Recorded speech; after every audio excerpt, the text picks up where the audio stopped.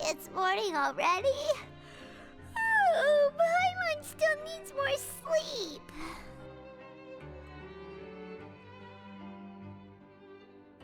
Huh? Wait, look over there! Isn't that... It's one of Linny's cards! Let Paimon see what's Maybe you haven't heard, but today is the monthly free day. Everyone has the day off today, which makes it the perfect time to do some investigating. It's been a while since we last talked. Have you been making any progress lately? Let's meet at our usual spot in the factory area before lunchtime. I have new information. Ooh, today's our lucky day. We have the day off. From the sound of it, Lenny's been making progress with his investigation. Wonder what he's discovered. We still have some time before we meet up. Let's talk with the people here for a bit more before we go.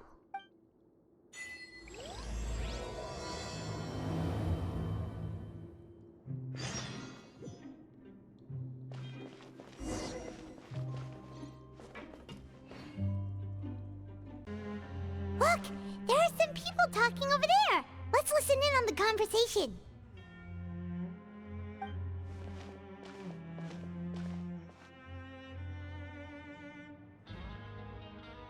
If you ask me, those pompous parasites on the surface act like they're all a bunch of aristocrats. Do any of them give half a hoot about a bunch of dogs like us? Hey, speak for yourself, mate. I'm no dog. Oh, you think you're special or something?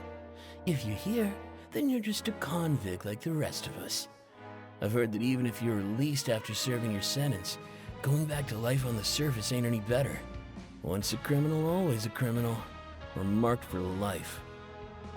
I don't buy that. Hey, how cool would it be if the whole world was destroyed by a giant flood and everyone had to start over from nothing? What kind of filthy bilgewater are you spewing? I have family up there. You best shut your sewer hole with talk like that. Listen, things ain't so great on the surface, but who says that you have to leave? I've heard that you can still stay here and work even after you've served your sentence. Not bad if you ask me. Who wants to live in the ruddy overworld anyway? And what makes you think they'd want to hire someone like you? It's one of the great mysteries of the universe, how someone as useless as you is so confident. Whoa. Sounds like they're really unhappy about the overworld. Speaking of which, Paimon never heard anyone use the words overworld or underworld when we were living up there. Is it only something the inmates down here say? That's true.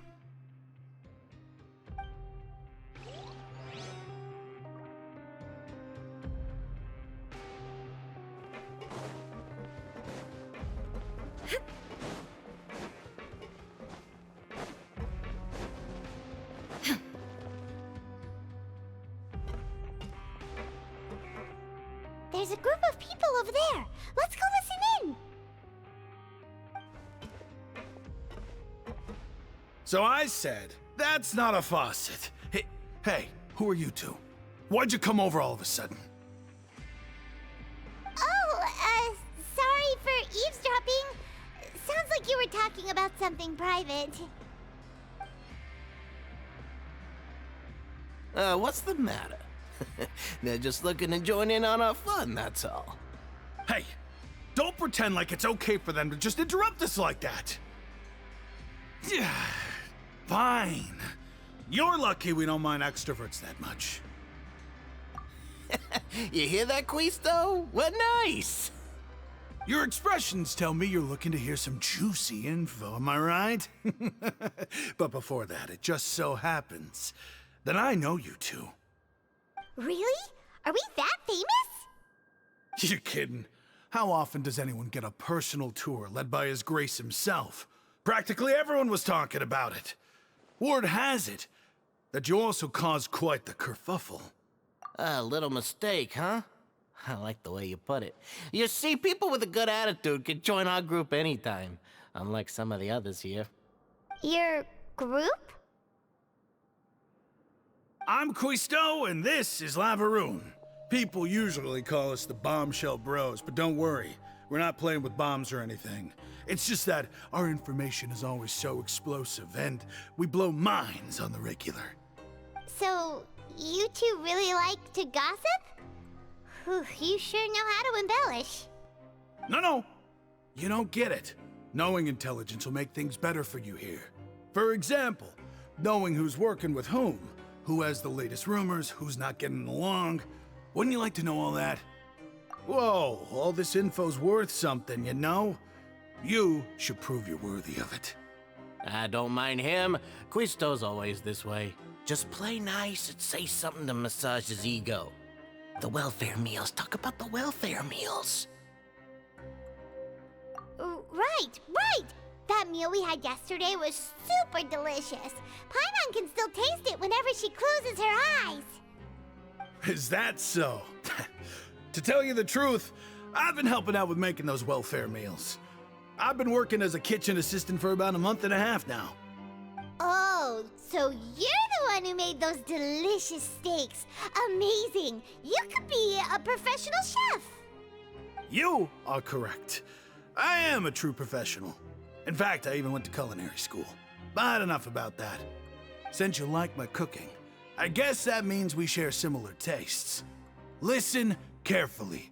This little bombshell will help you learn what's really going on here in the fortress.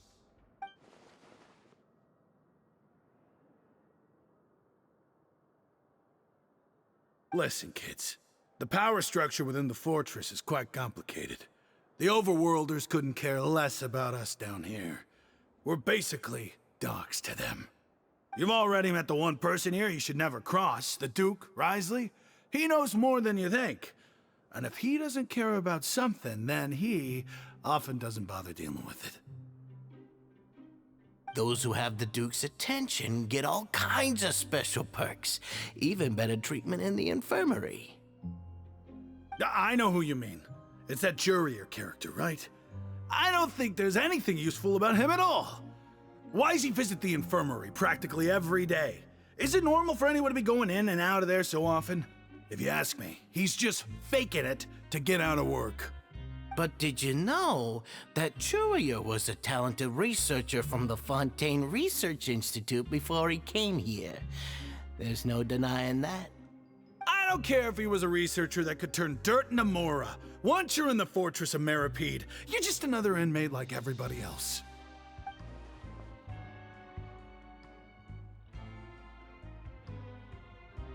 Speaking of which, the last time I saw him, he was passing by in the corridor with Lorvine. I also heard they started arguing in the library and got into a fight, right? Guess that's just how terrible of a guy he is. You mean he hit a woman? Wow, I never imagined he was that bad. But that Lorvine's also quite the odd one, you know? She's always gabbing away, got into a fight with a man, and she also got sent to the infirmary. Come to think of it, I always see her going to the sick bay every couple of days, too. Huh. Wait a second.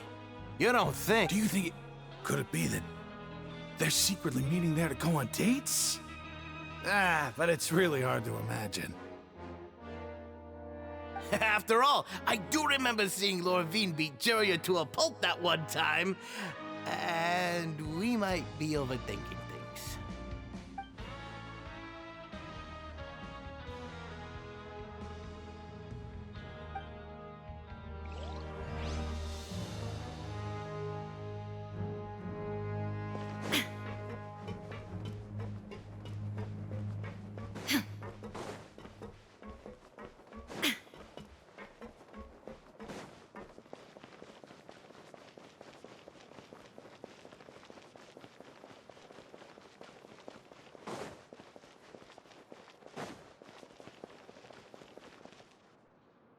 Hey, you over there?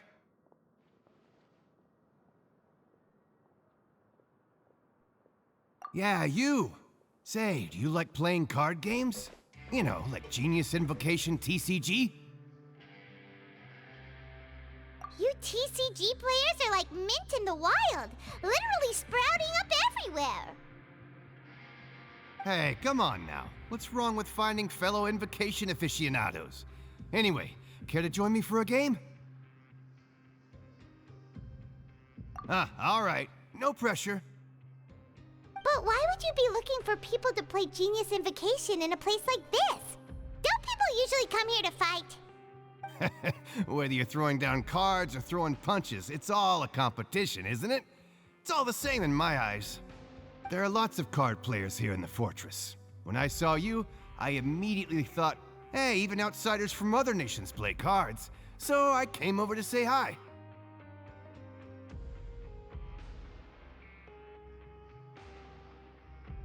Sure. Great! Since you've been here longer than us, you need to flex your seniority a little bit, right? Maybe you could start by telling us newcomers some stories about this place.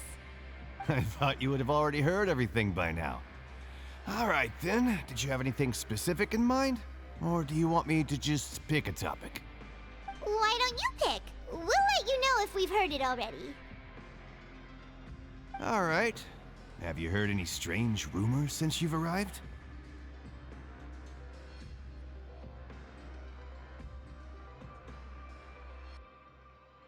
Then, did you know that there are some people who are always gossiping over in the corner?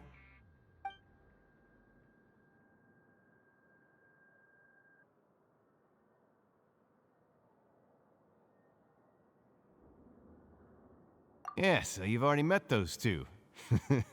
They're quite a pair. They always keep an eye out for the latest happenings and gossip about everything. I've never seen anyone with more time on their hands. I heard that they used to be a chef and a bartender before they were sent down here. You know how bartenders are, always chatting with customers. And chefs love to pass the time just hanging out when they're not cooking. Good to know. Do you have anything else to tell us? Let me think. Sounds like you want to hear something a little more tantalizing. Oh, did you know that the Duke was also a convict in the fortress of Meripede before? Huh? Wait, are you serious? That's right. The Duke was an inmate just like you and me. Seems he was exiled here for committing some crime. Who knows how he ended up rising up to become the warden, though. To go from an ordinary inmate to becoming the manager of the whole place? I'm not gonna lie, I kinda respect that. A forbidden zone? Sounds like something that someone just made up. I've never heard of that. Where did you hear about it? It's just a rumor we've been hearing, but no worries if you've never heard of it. Do you have anything else you can tell us? Anything else? Not that I can think of, but I'll be sure to tell you anything interesting I hear next time. You'll have to play a game of Genius Invocation with me first, though. Okay, we've talked to just about everyone, and it's about time for us to go meet Linny. According to the card he left us, we should go meet him in the production zone.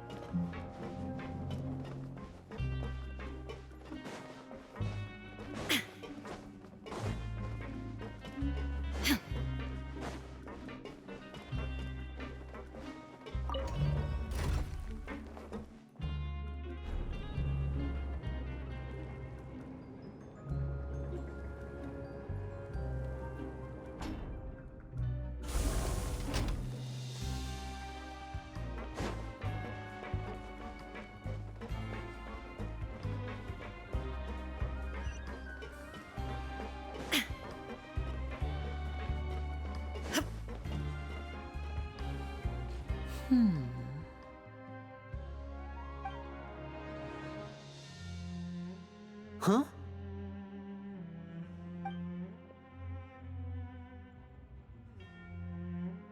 That look in your eyes. You found something? Hey, this is no time to be modest. Just tell him we found a boatload of information. Oh, as expected of the legendary duo, you have my full and undivided attention. Huh. I'd have never guessed that myself. The rumors swirling about this place are unreliable after all, and Master Child probably went missing because he found a way out. He is a harbinger after all. I suppose he's much more resourceful than I initially gave him credit for. Unfortunately, this isn't enough for our final report to Father. We need to find out Master Child's exact whereabouts. Father told me that even though Master Child said he was just coming to Fontaine for a vacation, he actually had some personal reasons. His agenda might be linked to his disappearance. His escape route is already flooded, so we'll have to task someone with professional diving skills to chase after him. Well, when you put it that way, it's obvious that only Fremine would be up to the task. Bingo! Is he around? He's working today. Coming here as a group would have attracted too much attention. I'll talk to him about it later. It's the least I can do.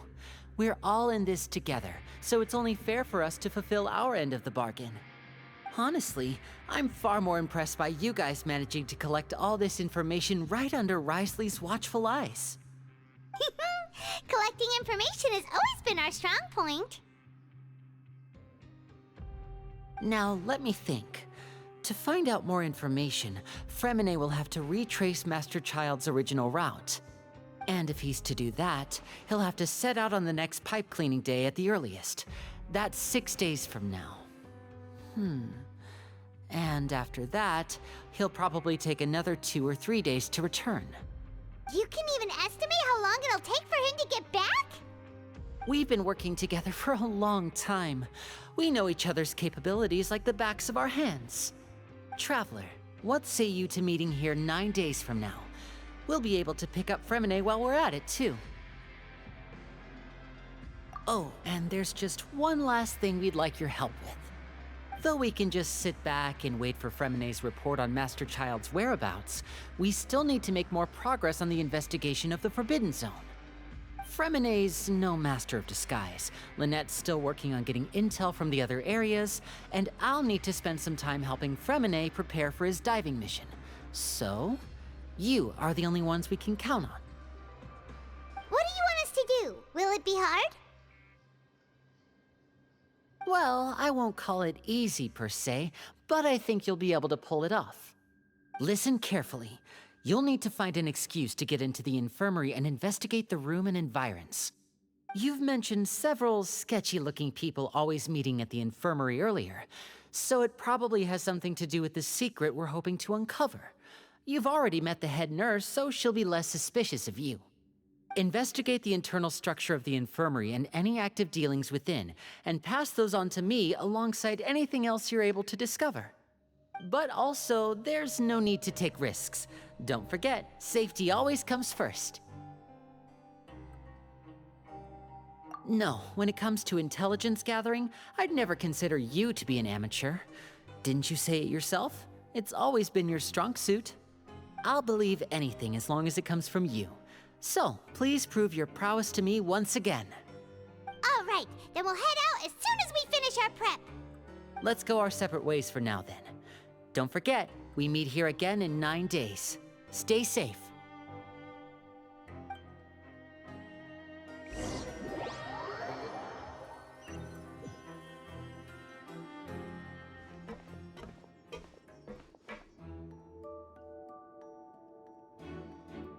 Hey, stay here for now. Paimon will take a peek.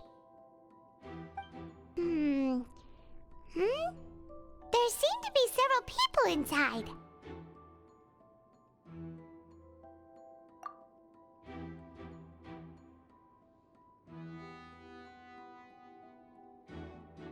Right. It's not impossible. So...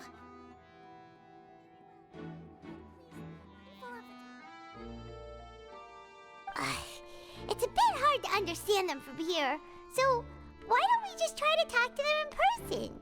Let's go as soon as you're ready.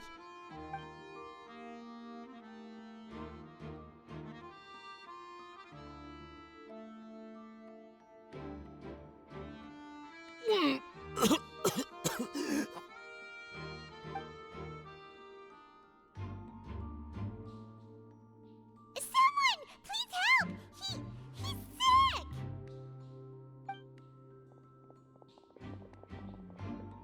Whoa, are you okay? Oh my! What's wrong, little one? There's no need to panic. Take a deep breath before you begin. The traveler started complaining of a stomachache, and then nausea, and then collapsed onto the ground. Paimon doesn't know what to do! Freezing limbs, twitching fingers, and pale complexion? Could it be poison? Let me take a look. Please, lie down over here.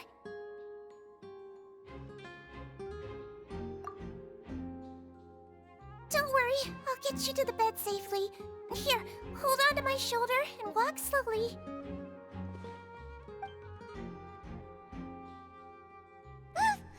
You can do it, Traveler! Don't apologize. You're sick after all.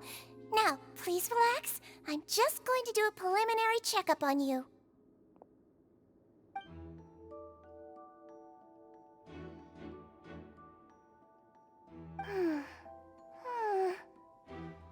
I see now. My checkup has confirmed that he's not in any mortal danger. That's our worst fear out of the way. Eh? Oh, that's good. But... I'll continue my diagnosis of the patient now. Please, relax and take a deep breath.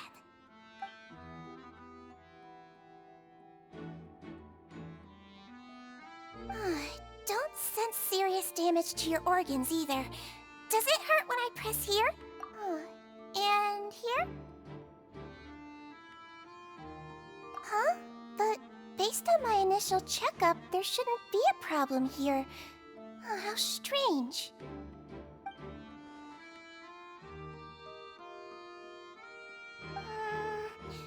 What about here? Does this hurt?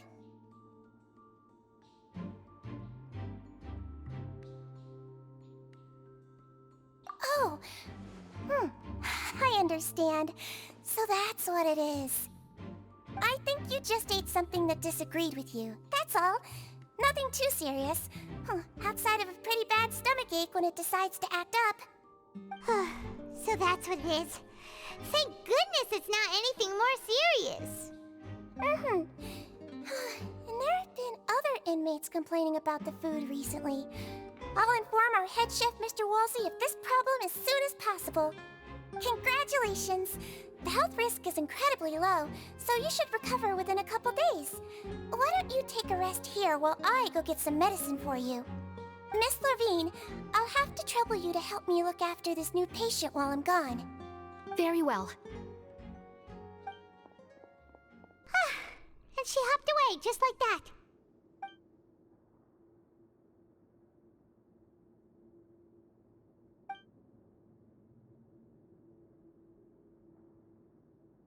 Hello. So how are you feeling now?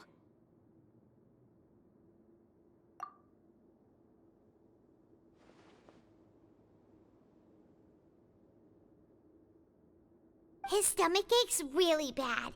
He was stumbling about the whole way here, so Paimon's really worried. If Miss Sijuin says it's not a serious problem, then there's no need to worry. She's the best medic we've got down here.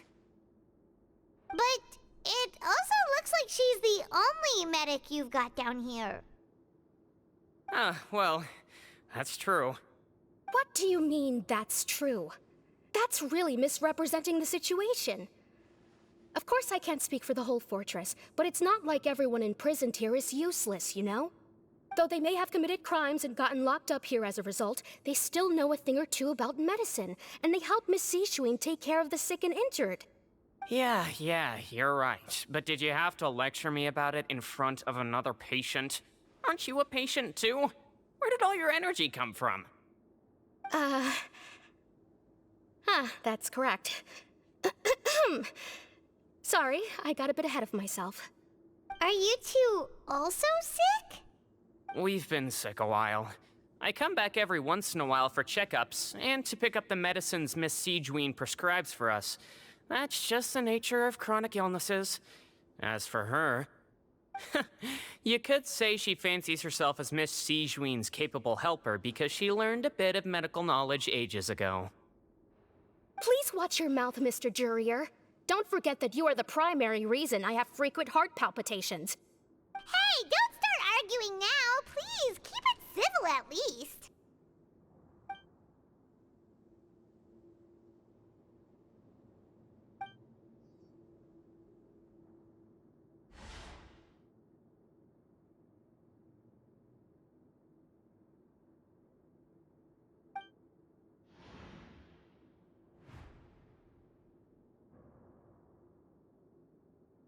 Hey! There's no need to fight!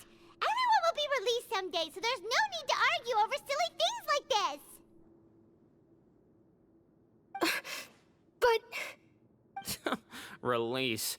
It's way too early for us to even think about that. And who the heck knows if we'd even be able to continue our previous lives?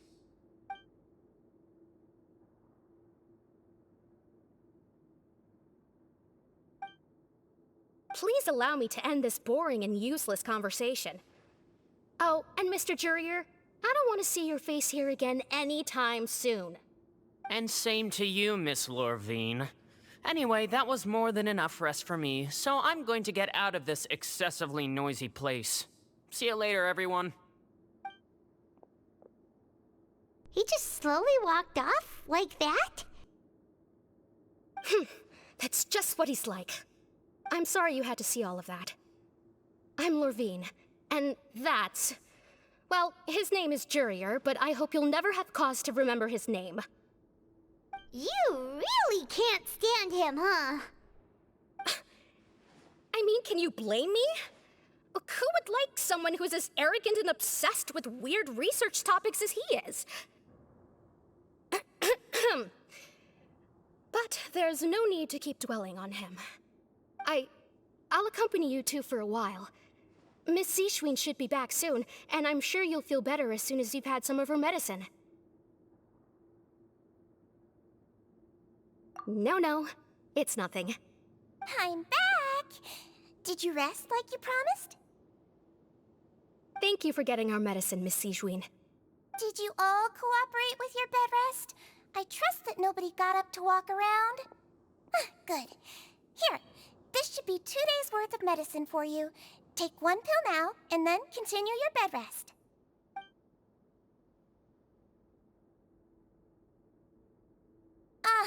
Miss Lorvine, I left in a bit of a hurry just now. Do you still remember if we discussed the color of the pill that you should be taking today? I remember. You said it should be yellow. Yellow, huh? I understand. These are yours. Please, make sure to go to bed early after taking them tonight. You'll benefit from a good night's sleep. All right, then I'll also be on my way now. I hope you feel better soon, too. See ya! I'm going to fill out your medical record now.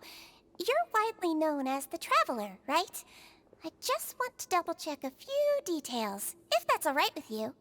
Those two made quite the commotion just now, so why don't we let the Traveler rest?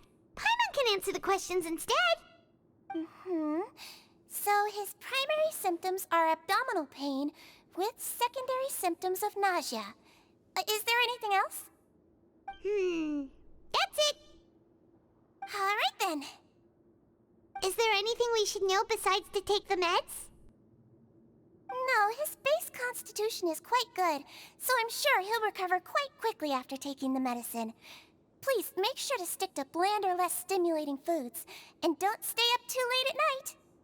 Got it. Paimon will hold the Traveler to that for sure.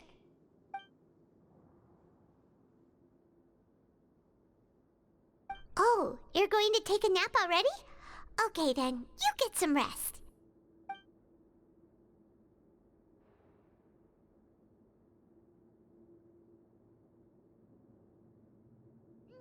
We've been to lots of places together. He may look a bit under the weather now, but he's actually super strong. So you're the best of companions. Well, don't worry, he'll recover soon.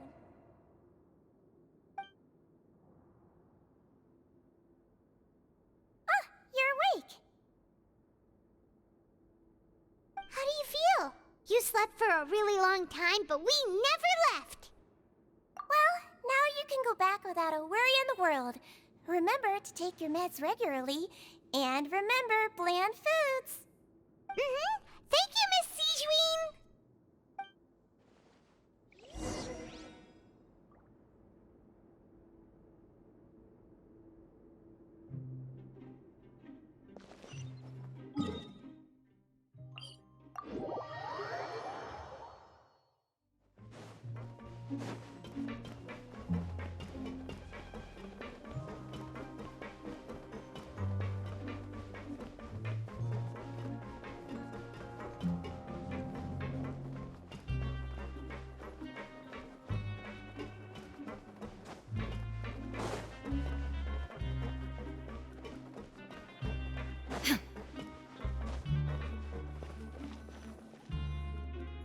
You really are something. To be able to fall asleep like that and even sleep talk the entire time, you scared Paimon half to death!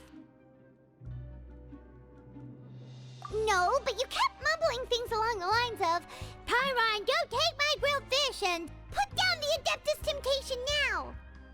Paimon talked with Sijuin the entire time you were asleep. She seems like she's just a sincere nurse, and Paimon didn't notice anything unusual in the room. Are you sure we're not going off track with the infirmary?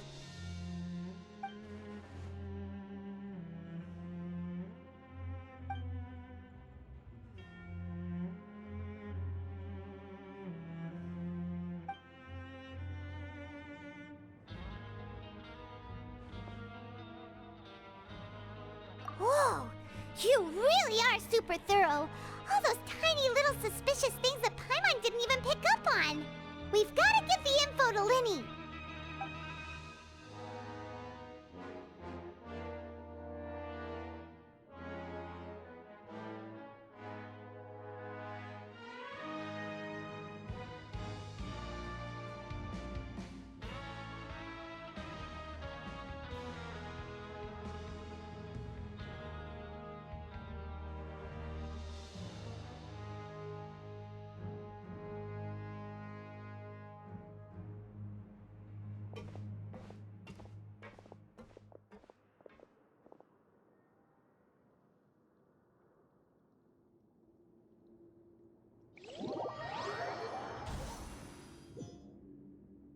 Today's the day! Let's go meet up with Linny!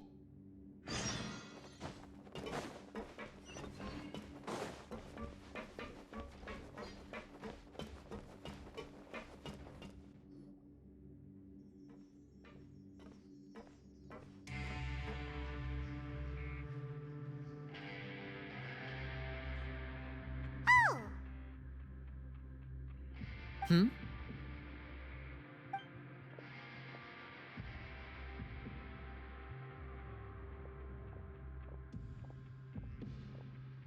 Did you two run into any trouble over the past few days? No, we just worked our shifts according to the schedule. Nothing weird happened. That's good. That means you didn't raise any suspicions when you infiltrated the infirmary. We've taken a look at the slip you've sent. Fremine successfully left the grounds via the pipes 2 days ago, and as of last night, Lynette has also infiltrated the infirmary after faking an illness. Wait, why is she getting involved as well?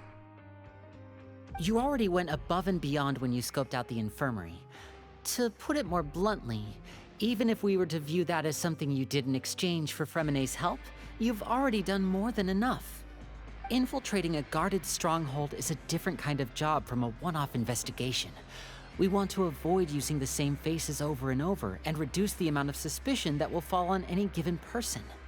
Lynette also felt like you have already taken the first step for us, so she should be the one to finish the job. So that's what Lynette thinks. Oh, Paimon hopes everything's going well for her.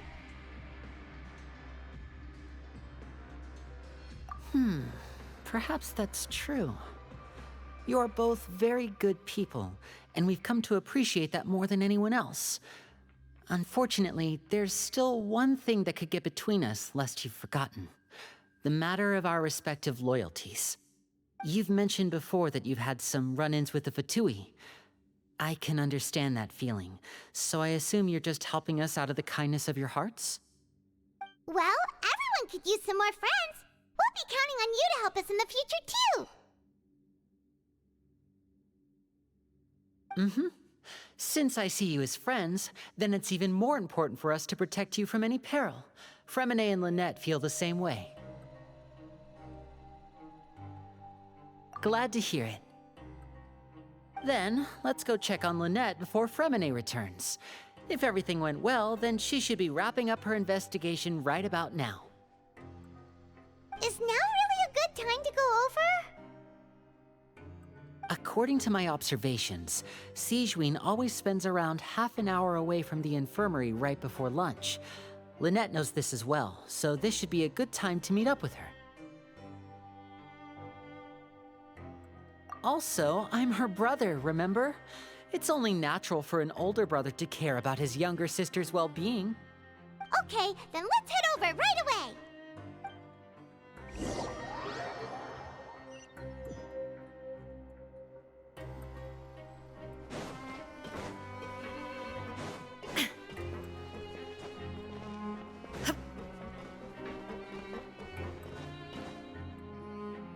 Lynette should be here right now.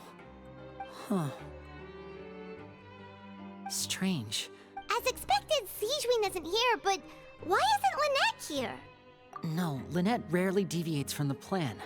We agreed that if she were to make changes on the fly, she'd find a way to let me know. Unless... Let's see if there are any clues around here. We can look while we wait for her. Who knows? Maybe she'll be back soon. Okay.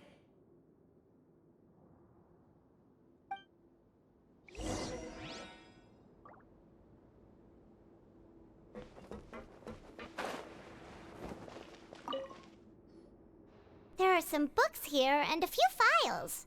They all look like medical records. Advanced nursing, how to raise the spirit of your patients, a quick guide to the psychology of emotions, and the meaning of laughter. These sure are some interesting books. Who knew Sigewinne would be interested in these kinds of things? She even has books on understanding people's motivations and feelings. Is it because she's a Melusine? Or does she have a need to understand her patient's emotional state? Seems quite normal to me. These are skills that would come in handy for a nurse from time to time.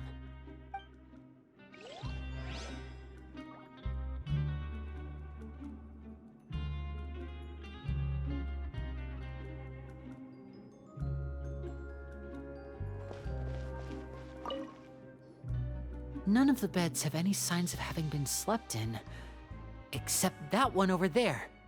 That's the one Lynette must have used, right? You said she was pretending to be sick. She would have said her migraine was having a particularly bad flare-up. Generally speaking, the head nurse would then ask her to lie down and rest, while she left to retrieve the medication. Which means, either the head nurse didn't return the entire time from when Lynette laid down up until she left the bed, or the nurse intentionally left it this way.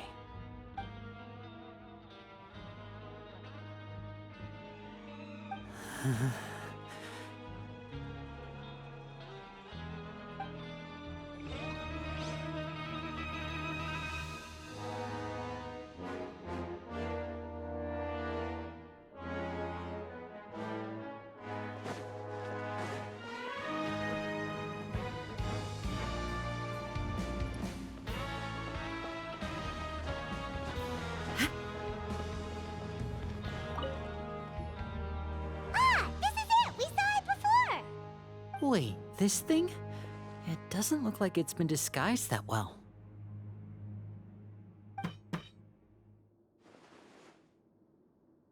The space behind it is empty. From its size, I don't think it's an entrance that is meant to be taken apart. There's probably a mechanism around here somewhere. Could Lynette have tried to get inside? But if that's the case, she would have contacted me for sure.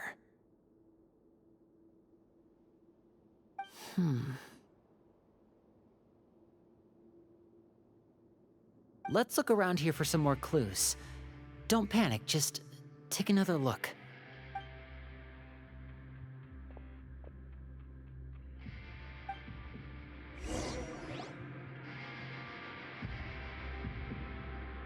Hey, you guys, there's a slip of paper over here! A slip of paper? It's right over here, and there's a bunch written on it too. It reads, "Out of respect for your usual practices, I'll use a piece of paper or card as the medium to pass on my message. You may consider this as me giving you my best regards." This is... Is that all?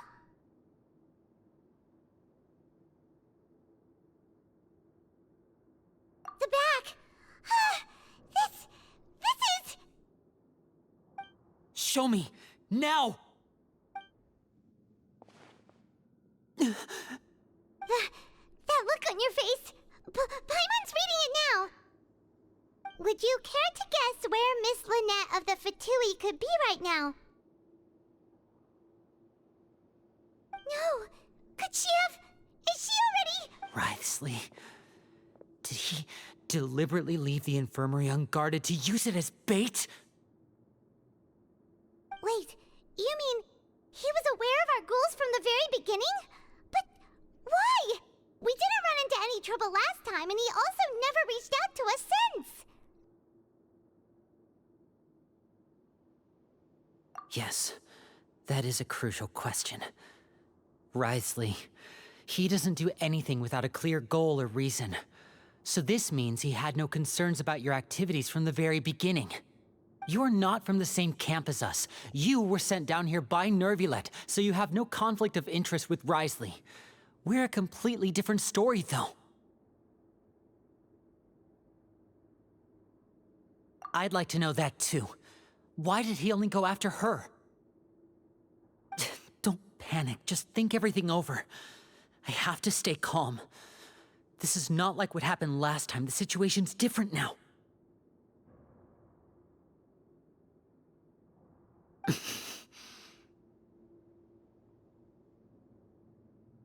Wait, you're right. Wait, but that means... The fact that Fremine was able to leave the grounds, could Wriothesley have let him go as well?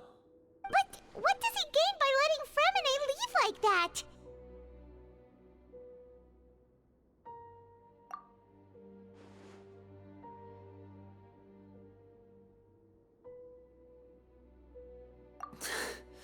So he's challenging me and trying to provoke me, I'm sure of it. We never should have sent out Fremine. We had to go through all that trouble to find an opening to sneak him around the guards and into the pipe, and we even thought luck was on our side. If Wriothesley let him leave on purpose, then he's probably in a terrible spot now as well. Lenny's getting more and more panicked. We have to calm him down. Don't be like this, Lenny. Fremine wouldn't have left if we hadn't told you about Child. That was our fault. No, I'm the leader of this operation, and I'm the one responsible for this team. I was the one who failed to protect them. I'll go talk to Wriothesley. Hey, don't be reckless! Traveler, please talk some sense into him. I simply cannot allow Lynette to be abducted again. I have to go. I'll find a way to get them back!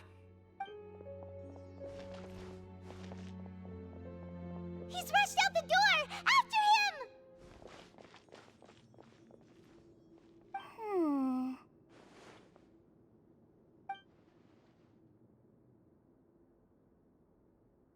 Right.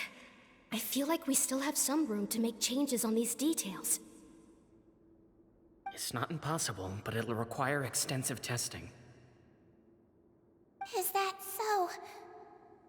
Very well. Then please be mindful of the time.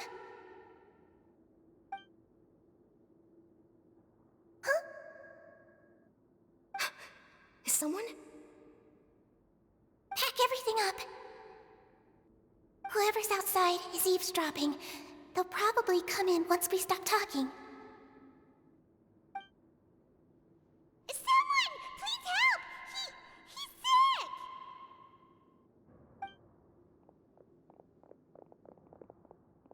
Whoa, are you okay? These two. As expected, they've already found this place. Oh, they are quite sharp. What a delightful turn of events. I like smart people, but I also like playing dumb. I like the feeling of being trusted. Oh my! What's wrong, little one? There's no need to panic. Take a deep breath before you begin. Being able to read human expressions is quite the useful skill. Lenny, wait! It's no use. We have to catch up to him.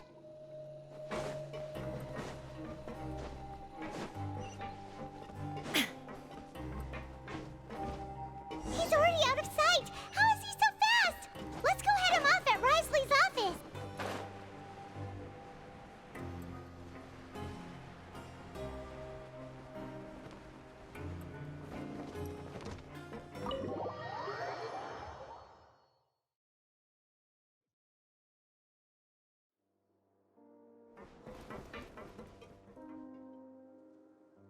Come out and face me, Risley! Aren't we at an administrative office space? Why don't you at least try to follow even a couple rules from the fortress's indoor management regulations? What did you do to my sister? I ran into the young miss at the infirmary. I'd heard that she was suffering from quite the migraine, so I decided to invite her over for a cup of tea. I do have some teas in my collection that can work wonders against such an illness. Stop joking around! Where did you take my siblings? I have also heard that your performances are quite the spectacle. Miss Lynette would sometimes enter a box filled with water, only to emerge the next second from another place altogether. Maybe she'll appear behind you right now if you were to turn your head. Is he trying to trick me into turning my head? No, he's probably not looking to attack me right now.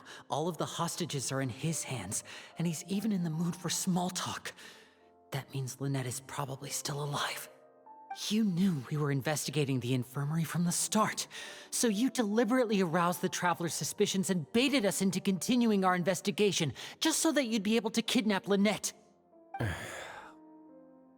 As for Fremine, no, you probably didn't even interfere with Child's escape.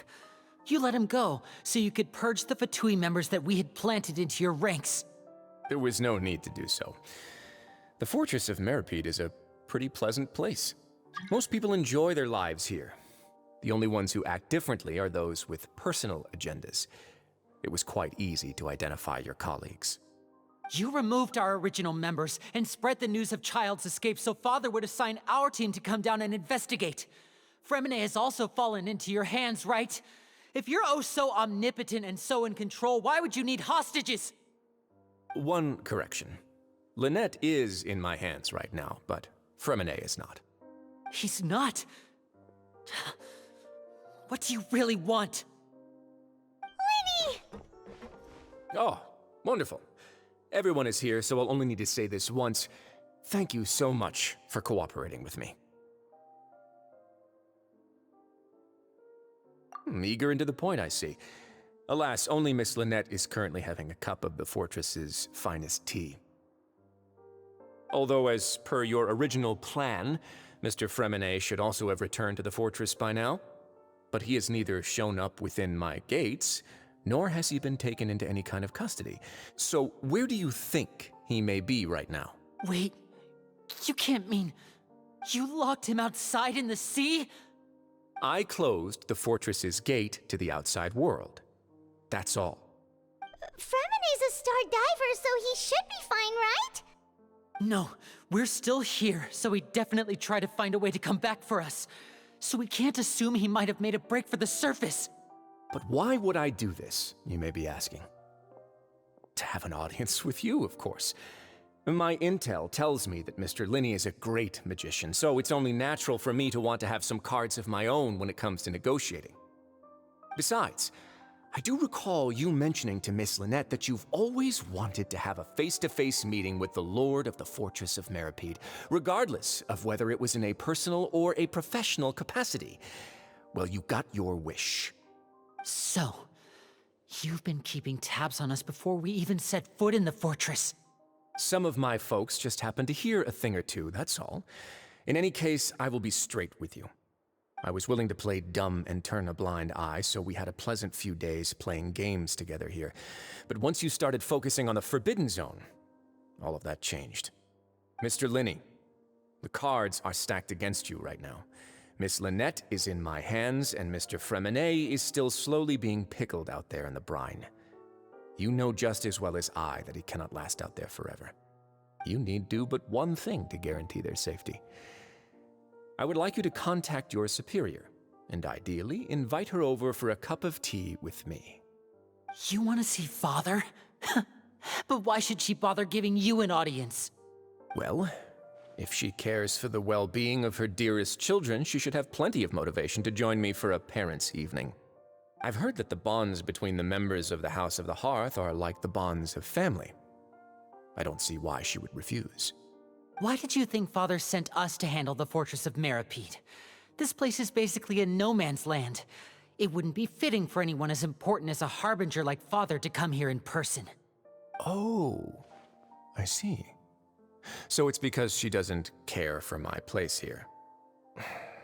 That's such a shame. After all, I've amassed quite the tea collection. I was looking forward to sharing it with her.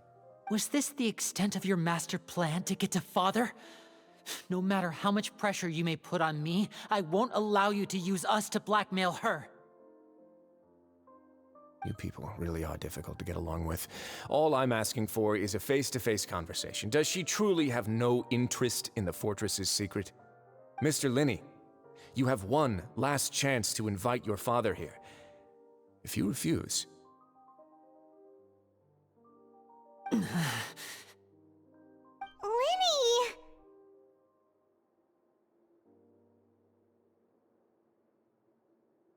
Instead of asking why I'm doing this, why don't you try to see things from my perspective for a second? From the very beginning, the Fatui has been actively infiltrating my fortress. I gave you a warning by cutting off the first few operatives I found, but that only caused you to double down. Had you given up on the fortress then and there, I'd have no reason to want to talk.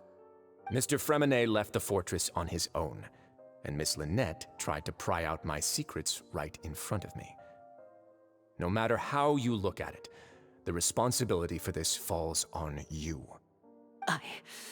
I shouldn't ask Father to do anything because of us.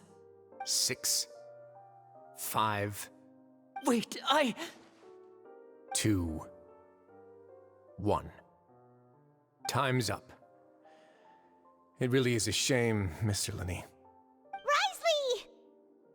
Negotiations have broken down. Please leave, ladies and gentlemen. It's time for my afternoon tea. Yeah,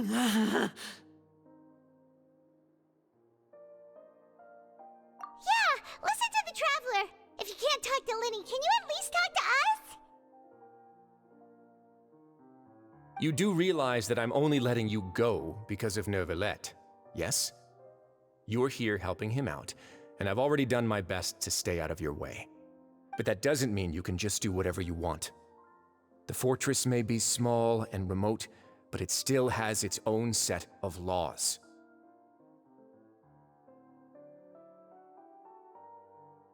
Then how about this? Those who are capable deserve respect. You've spent quite some time investigating my home turf by now, so why don't you tell me a thing or two about what you found, I'll ask you 3 questions. Answer all of them correctly, and I'll agree to your request. Question 1. Regarding the hidden rules of the production zone, what is the truth behind the one about not being allowed to work for 3 days in a row?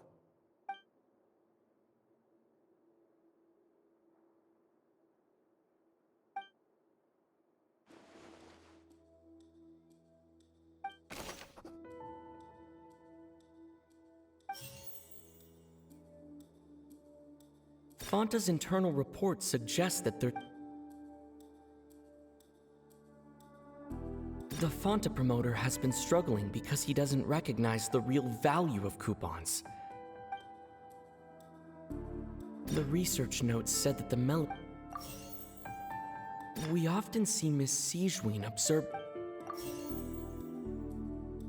I've been told that the infirmary is always According to Collins, the Pancration tournament only took.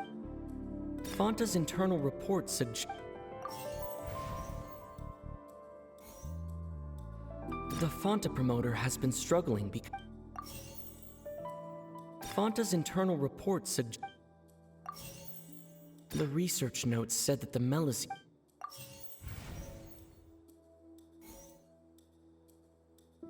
I've been told that the infirmary is always empty. I've been told that the infirmary is. According to Collins, the Pancration. We often see Miss Siege. I've been told that the infirmary is.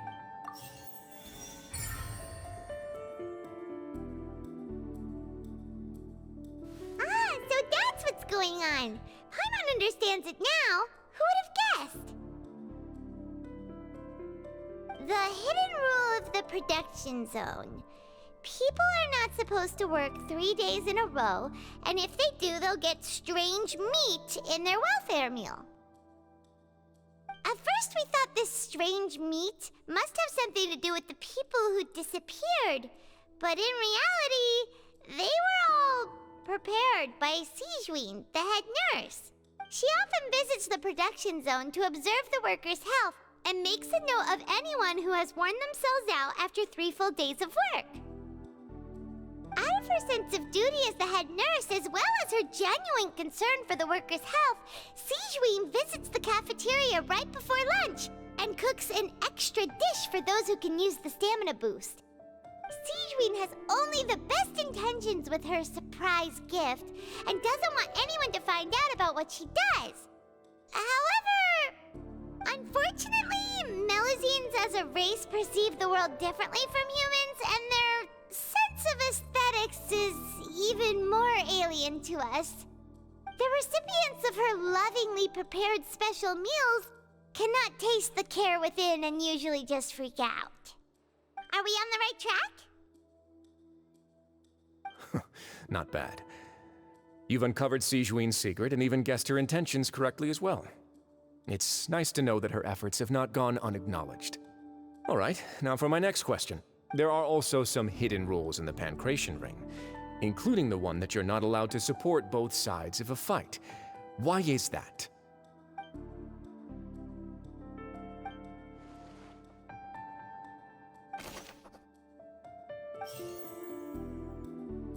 Fanta's internal report said the Fanta promoter has been struggling. We often see Miss Sijween observing the prisoners at.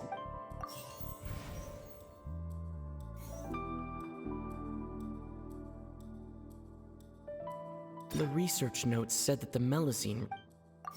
According to Collins, I've been told that the infirmary.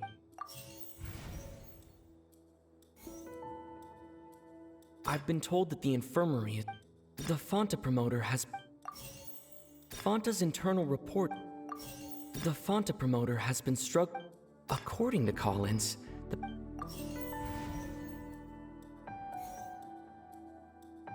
According to Collins, the Pancration.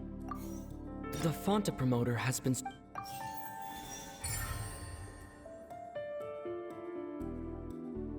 Ah! Paimon gets this rule too now, so there really was nothing to be afraid of. That hidden rule of the Pancration Ring is about how, people are not supposed to bet on both boxers at the same time. And if they do, they'll receive a package containing a strange, blood-colored liquid. People get scared when they see it because they've subconsciously begun to associate it with the missing boxer. But really, It's just a bottle of the latest yet-to-be-named and packaged new Fanta trial product. A blood-red drink. It's no wonder even Fanta's own staff were questioning the company's decision-making. The company, facing backlash from its own staff, decided to try to trial the product on a smaller scale to see how it might be received by customers. They came to the fortress of Meropide and offered to sponsor the Pancration tournament so they could push their new product. But the Duke completely refused to even entertain the idea. The Duke, knowing how valuable coupons are in the fortress, knew that only total idiots who didn't understand their true value would bother buying a Fanta product here. And so, only those who proved their stupidity by being dumb enough to bet on two opposing sides of the same match were selected to receive the drinks. I acknowledge the effort you've put into bringing the truth of this mystery to light. Although, based on your description, that Fanta promoter is a bit too careless with his words, I may just reconsider my collaboration with the company. All right, and here's the final question. What's the secret behind our head nurse and all of her patients in the infirmary? Stop your cruel and pointless games, Risley! You know that we haven't finished our investigation, so there's no way we can answer the last question. The thought of sparing Lynette and Fremine never even crossed your mind! You'll pay for this! Ah! Lenny, are you alright? Oh, close one. I owe you, Sigewinne. That was a fantastic shot. It was nothing, Your Grace. Sigewinne? Though this gun may look like a toy, it's actually fully functional, as I just demonstrated. Sigewinne... You... Not at all. I am merely a resident of the fortress, and thus protecting it is my duty. When Monsieur Nervulette asked me to come here, he told me that my job would be to take care of the well-being of everyone here. I am merely discharging my duties. But if you mean what you just said, then isn't Linny someone you should be looking after as well? Isn't he a resident here just like the rest of us? But I really am just doing what Monsieur Nervulette told me to do. Everything I did, I've done to protect them. Had I not, they would be in far more dire straits right now. His Grace knows it too, right? Your Grace? Mind proving my innocence to them? My dear Sigewinne, whatever shall I do with you? Would it have killed you to just wait another minute or two? Well, it's nearly time after all. The way you do things can be truly frustrating sometimes, Your Grace. I figured I should try to talk some sense into you. What are you talking about? What time? Take me if you want. Let them go. How touching. Can you just give me one more minute? Don't be like that, Your Grace. All right, everyone, calm down. 2 more visitors will be arriving any time. I'll go get a cup of tea. Miss Sigewinne, I leave Miss Lynette in your care. You... What are you doing? I believe I hear footsteps.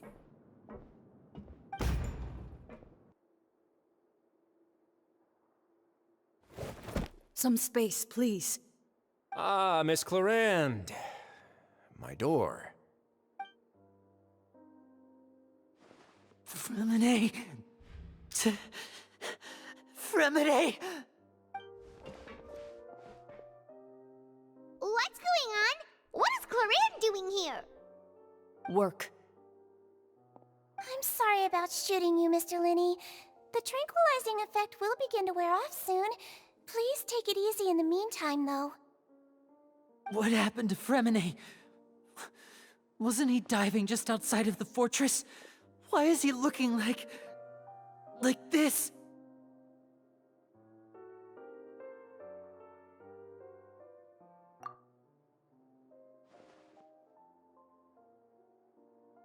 A flushed face, an accelerated pulse. He must have consumed primordial seawater. What did you say? Please, make some space. I'll need to give Mr. Fremine a more thorough checkup. Your Grace, I'll leave the rest to you. I'll talk to Clarande while you get Fremine to where he needs to be. Everything else can wait.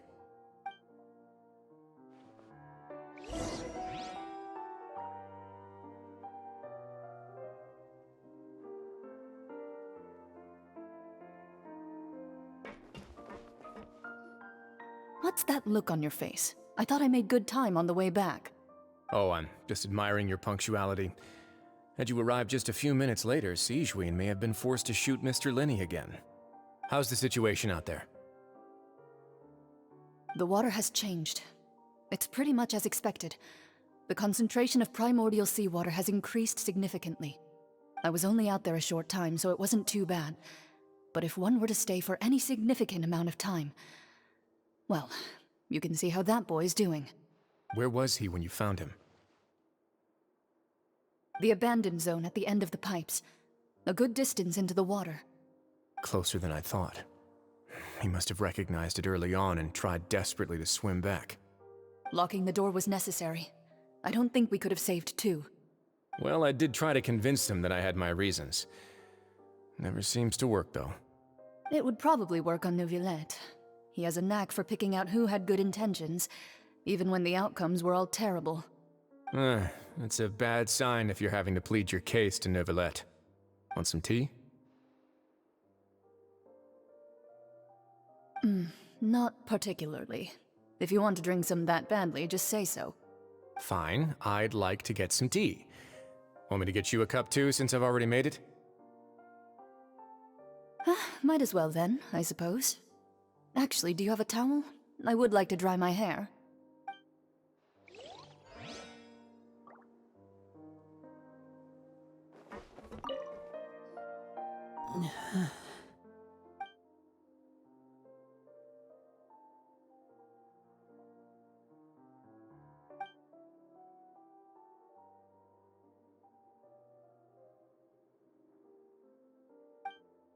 How is he?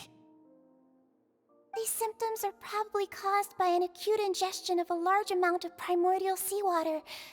Still, his condition is not critical. Of course, it would be best if he stayed for further observation. Let's leave him here for now, and move him to the infirmary once he's recovered a bit more. Sorry. I am aware that the infirmary may not be your favorite place in the world at the moment. We do only have a single clinic in the fortress, however. Why would he ingest a large amount of primordial seawater after leaving the fortress? How could that possibly happen? Please, look after Mr. Fremine for the moment. I'll go fetch some medicine and a respirator. Oh, I'll bring Miss Lynette back with me. Where is she? How is she right now? Oh, she just took a nap in an empty room after I tranquilized her. If my calculations are correct, she should also be waking up right around now. You might not believe me, but His Grace and I actually made some snacks and tea for her.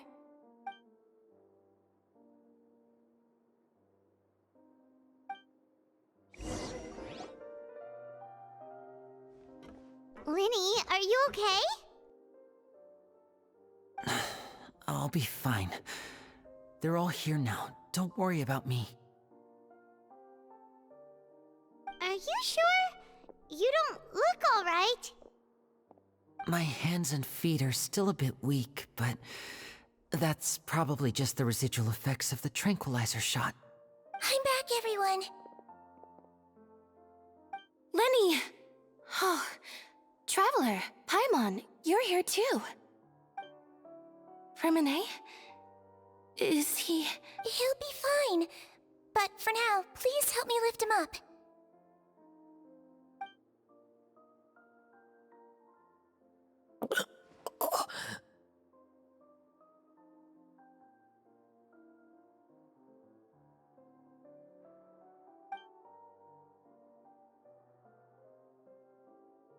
His breathing's beginning to slow down. Give me a hand and help me get him to the infirmary. Yeah, I'll take him from this side. Lynette, together? On it. Traveler, you seem pretty worried about him. Want to come with us?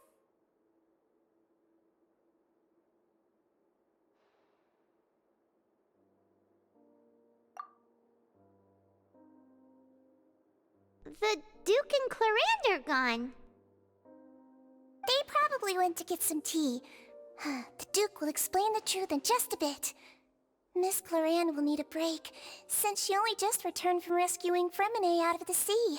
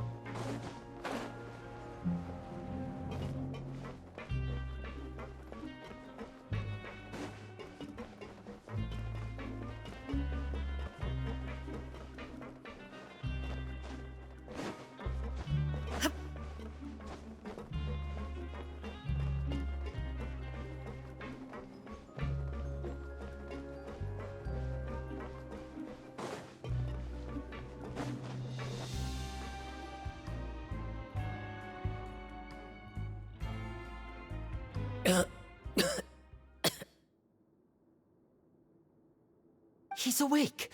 Fremine, how do you feel?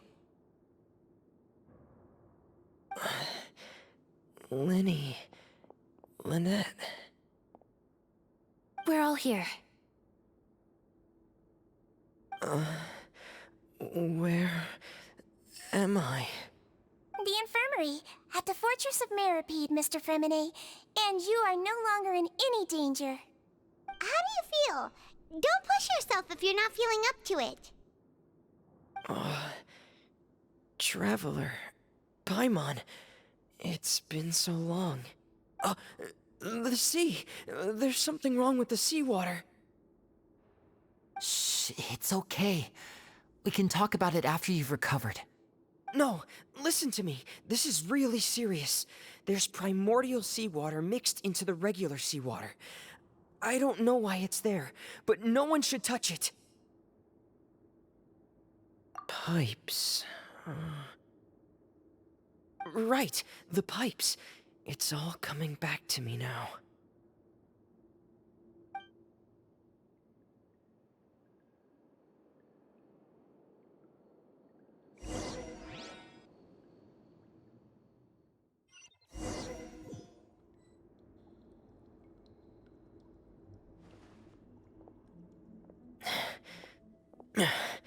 I'm in. Seems like this pipe hasn't been used in a long time. It looks abandoned.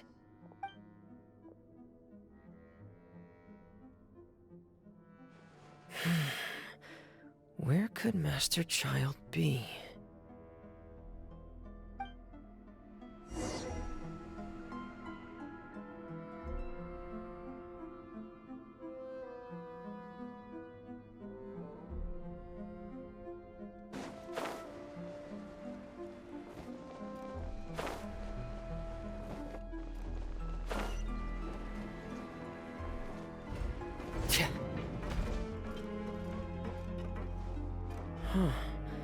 This mechanism looks like it's been tampered with. Could he have done it?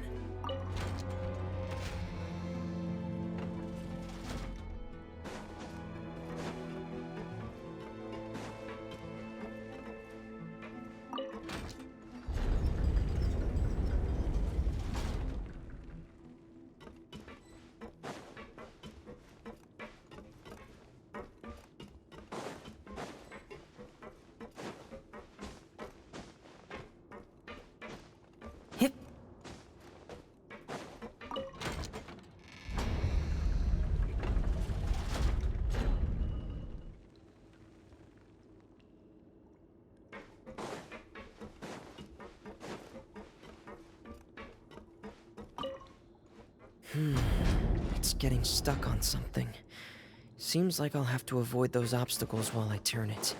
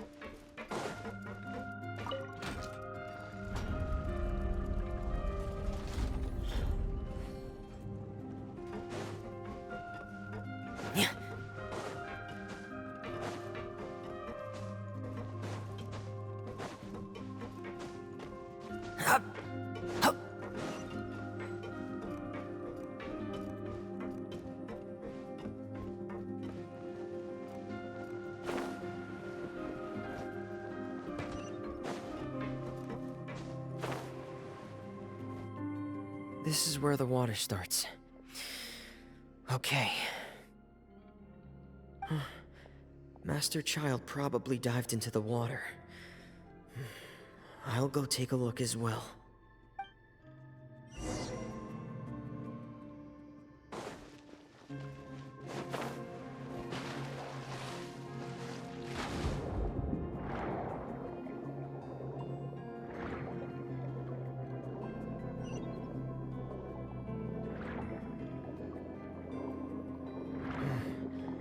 The vegetation here is a bit more sparse.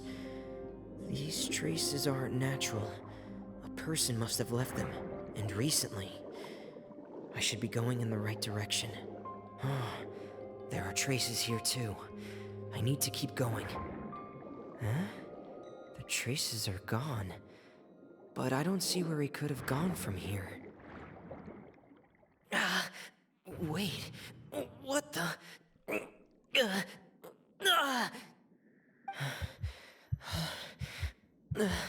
My heart is racing, and it's getting harder and harder to breathe. What's... No good.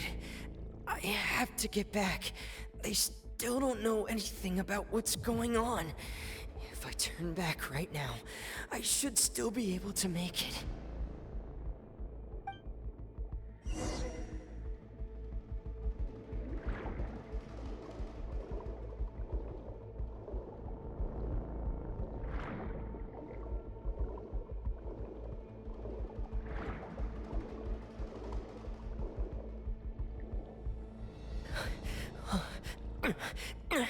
I can't die here.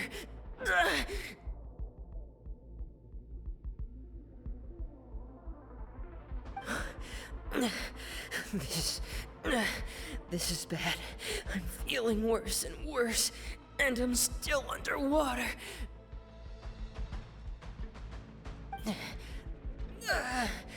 I have to push on.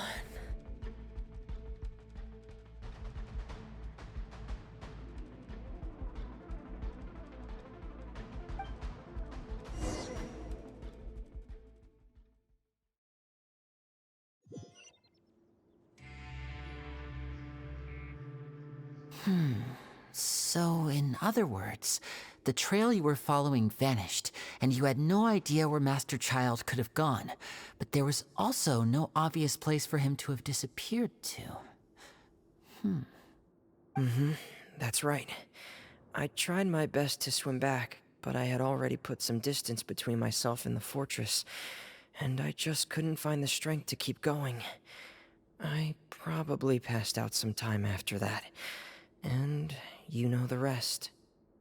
Miss Clarande brought you back, but we also don't know why she just suddenly appeared at the fortress, or why she went out to save you.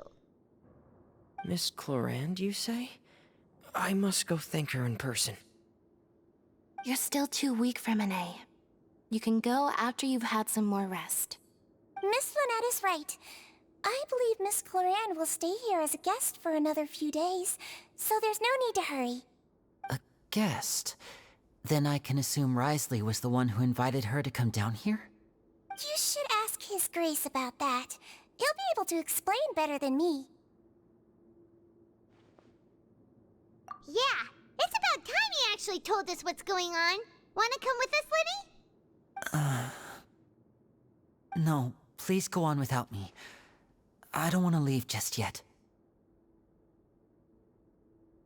Lenny, The logical part of my brain is aware that we're safe right now, but I still can't bring myself to leave. Both of you are just in danger. Understood. Then let's just sit together for a while. In that case, I'll leave the infirmary to you. The Traveler and I are going to head out for now. As long as you stay in here, I don't think you'll be disturbed. Thank you.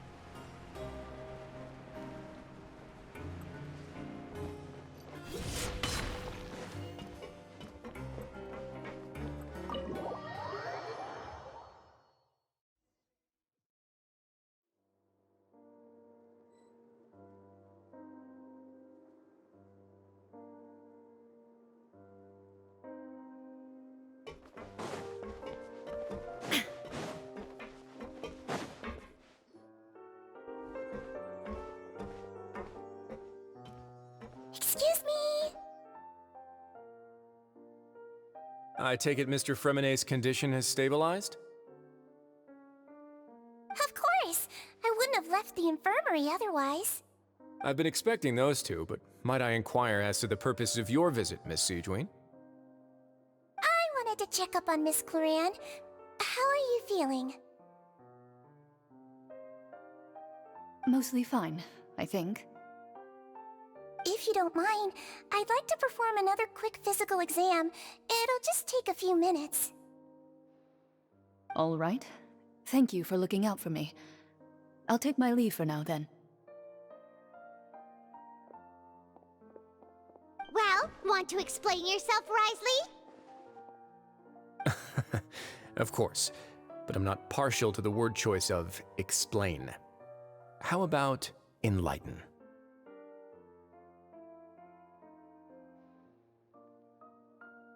Where should I begin? How about you start by asking me any questions you have? You can start with whichever one you'd like to get answered the most. Then Paimon will begin. Did you know about Lenny's goals from the very beginning? No. I just knew they were Fatui operatives sent to the fortress by the Knave.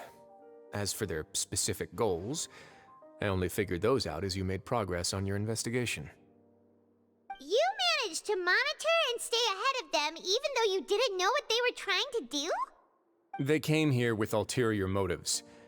I'm quite adept at discerning what that kind of behavior signals. Initially, I thought their goal was just to investigate Child's disappearance. Linny suggested that I had deliberately let him escape, but in truth, I didn't really do anything special to help or hinder him while he was here. Everything he did, from finding helpers to leaving this place, he did on his own. Of course, it's inevitable that the Knave would make a big deal out of her fellow Harbinger's unexplained disappearance. I'm also quite curious about where that Harbinger went, so I figured I might as well let the Fatui do their own investigative work. All I care about is the answer. So you were hoping Lenny's group would just do your work for you! You make it sound like that's a bad thing. Unfortunately, things didn't go as planned. I assume that Fremenet has told you already the ratio of primordial seawater around the fortress of Meripede is on the rise. The Forbidden Zone has always been Linny's target, and you got roped into that investigation after running into him. I began to intervene out of concern for your safety, and also to prevent the fortress from becoming entangled in more irksome matters. Are the rumors true? That you're also a former criminal? Now, why would you put it like that? Isn't staying here all day and serving as the manager of the fortress a kind of sentence unto itself? Another form of prison? I just happen to have some support from the rest of the inmates, that's all. Oh, right! Paimon wanted to ask, who invited Cloran down here? Me, of course. I paid her good mora to come down to the fortress for some field work. As a champion duelist, Miss Cloran could be considered to be an independent party. I needed to find an exceptionally capable person to help me get through the impending crisis. And saving Fremine was part of that crisis? You can think of it like that, yes. Credit where credit is due, that boy is quite adept at diving. Had conditions not been as hostile as they were, he probably would have found the missing Harbinger already. That's not something you should be asking after. Neuvillette only asked you to investigate Child's whereabouts. All I need to prove to you is that the Forbidden Zone had nothing to do with the Harbinger's disappearance. That should be clear now that you've spoken to Fremine. But we've already uncovered that there's something wrong with the infirmary, and we've answered a bunch of questions that you threw at us. Isn't it about time that you answer our last question in return? You make a compelling case. Do you really want to know the answer that badly? Yeah, Paimon really wants to know. Even if the truth may not be pleasant? Follow me.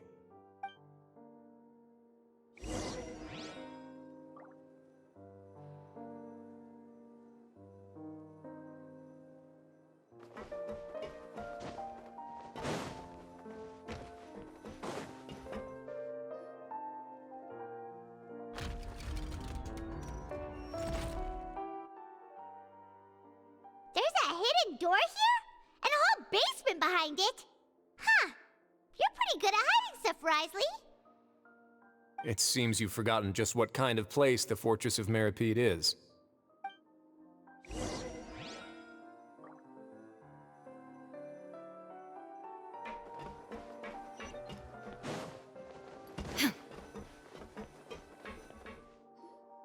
Stand on the central plate. Wait, is there a secret mechanism or... Whoa!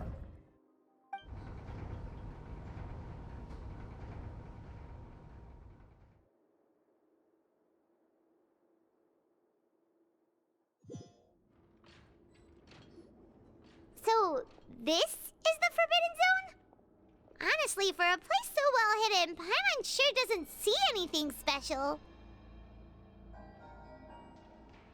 What a huge door! There are 3 such isolation gates in total. Generally speaking, I'm the only one who's allowed to go inside. Hence the name Forbidden Zone. Am I correct to assume you're going to run on back and tell your little Fatui friends everything? Well, Paimon wasn't thinking of keeping anything from them. Well, I'd advise you wait until you've seen the whole truth of this place for yourself before deciding whether or not to tell them.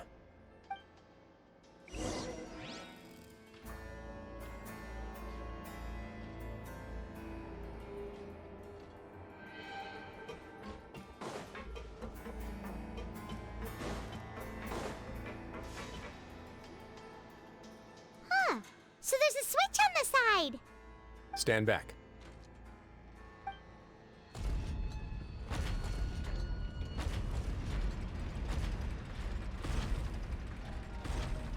Whoa! They all just went up one by one! Go on, have a look.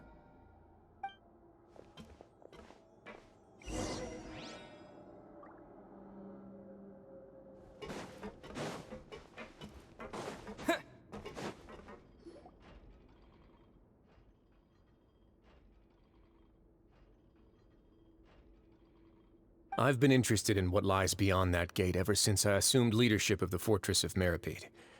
Of course, it would be unwise to recklessly open it, but it'd also be risky and negligent to simply ignore any potential danger that could be behind it.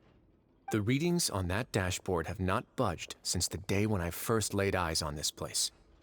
But over the past year, the needle has crept upwards from its original position, likely because some parameter it's been tracking has changed, if only infinitesimally. Normally, I would have ignored it, but I happened to have some free time when I noticed it, so I investigated. Any guesses what the reading could be tracking? Very reasonable guesses. I've considered both of those as well. Unfortunately, our dashboard is tracking something less ordinary. The temperature should vary with weather and climate changes, so for something that rarely shifts, the water pressure is more likely. We ran a few tests to increase the pressure from the outside, but the readings didn't change at all. Later on, a few more possibilities occurred to me, such as a potential connection with the primordial sea. I began to make a few preparations based on that hypothesis. Over the past few days, the needle has moved again. With that, and the symptoms that Fremine displayed after leaving the fortress, I can now confidently conclude that the readings represent the concentration of primordial seawater in the seawater nearby. The concentration of primordial seawater? But we're already under the sea! And that is precisely the problem. We're at the bottom of the sea, and now we're surrounded by toxic seawater. Somehow, primordial seawater got mixed in, and the concentration is steadily rising. Yes, that's very likely. But forget about the two of us! Not even Novelette knows where the primordial sea could be, much less where we could find and plug a leak. Oh. Oh! Seems like you've figured it out. I believe the primordial sea lies directly beneath this sluice gate. For some reason, the primordial seawater levels have risen significantly, and it's now very close to us. The indicators are now red. Although the gate still stands, some primordial seawater has already leaked out and mixed into the sea around us. If this continues, soon it will no longer be able to hold back the primordial sea at all.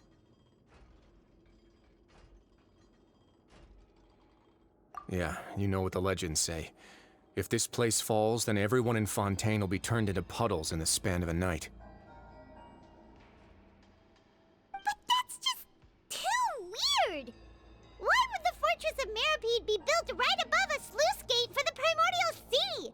Who built this place anyway?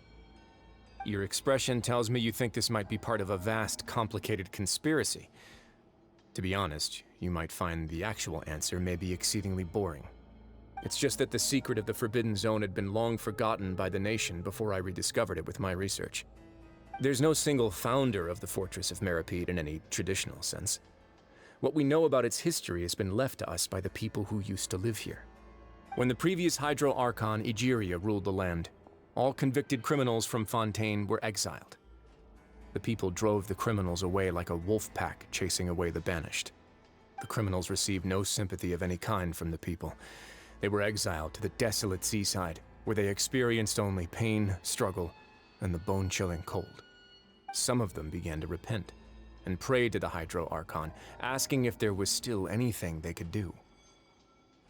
The Hydro Archon took pity on them, and said, "You may go guard my secret, deep underneath the waves." And so, leaning on the power of the Hydro Archon, they gathered underneath the sea and began to build a fortress. They became a community down there in the deeps, and over the years helped it to grow. As the number of exiles increased, more and more people joined the community.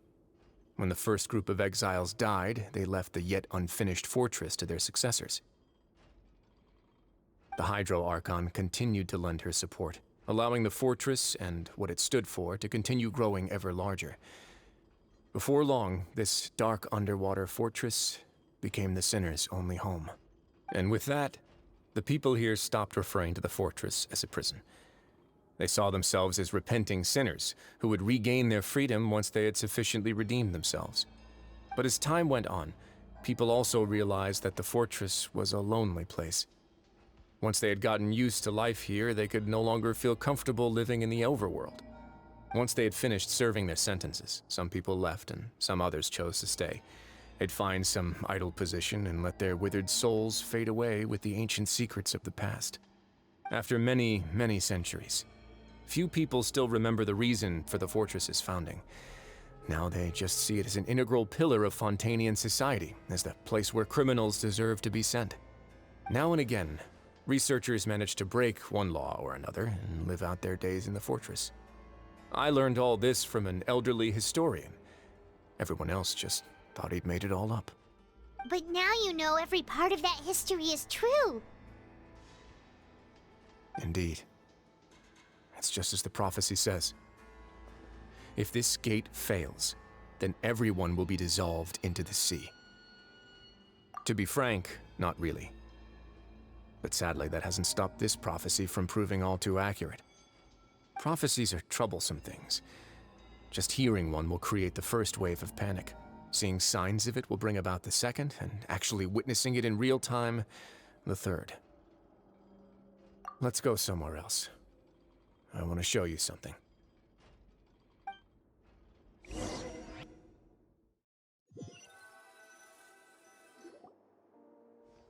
This is it. Your Grace, perfect timing. The results from our last round of experiments have... Wait, Jurier, he's not alone! Huh? No need to panic, you two. I've already told them about our plan. What? After you warned us not to tell a single soul about any of this? I'm skeptical as well. Are you sure they are trustworthy? The results speak for themselves, don't they? These two may already know more than you could ever imagine. All right then, if Your Grace insists. They seem harmless enough, so I'll trust them for now.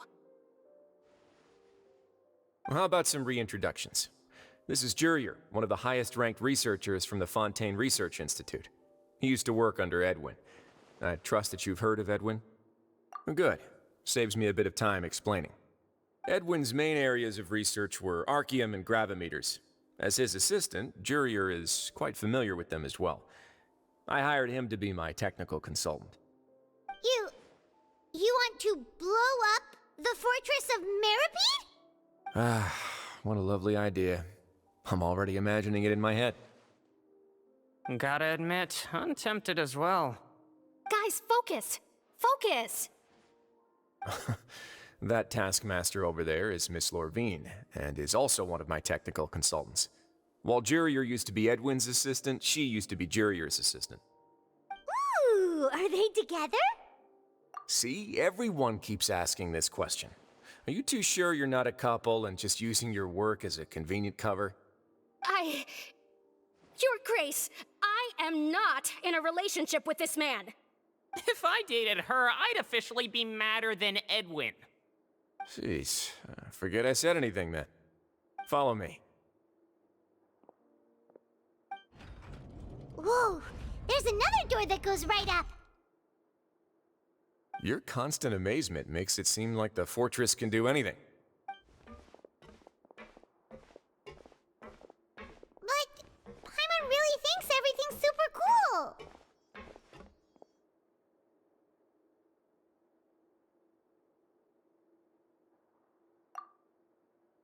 Well, let's spice it up a bit. And here you go.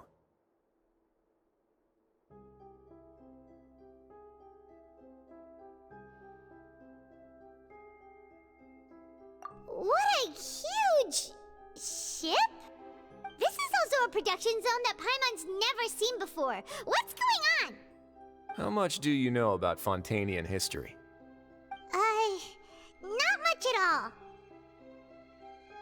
Well, then maybe you haven't heard the story of ancient Lemuria. To give you a quick rundown, Fontaine used to be ruled by the Lemurian dynasty. According to legend, the Lemurian king Remus came to this land after being inspired by a divine revelation and found the seer Sibila, who had taken on the form of a golden bee. Taking the golden bee with him and riding on a huge ship, the Fortuna, he created his nation above the surging waves. He called his nation Lemuria and used the Fortuna to incessantly search for new tribes and islands, calling on them to join his empire. There's a ship in this story too? Where there's water, there'll be ships. People believe that hope can always be found at the end of a voyage. Do you believe that too? To a point, I think. As you've already seen, I have a whole factory's worth of labor, materials, and technology at my disposal. Certainly can't hurt to give it a try. So the moment I began to speculate that the primordial sea might lie underneath the gate, I also began this project. Were you inspired by the legendary Fortuna? Maybe. Fontainians need something to hold on to cope with the impending disaster. Were the workers to find out the truth behind this ship, riots would destroy the fortress faster than any catastrophe. As the fortress's administrator, I'd never make such a reckless call. All right, that's enough talking for now. I'll need another 3 cups of tea to soothe my throat. Do you have any other questions? Seems like you're good. Come on, I'll take you back.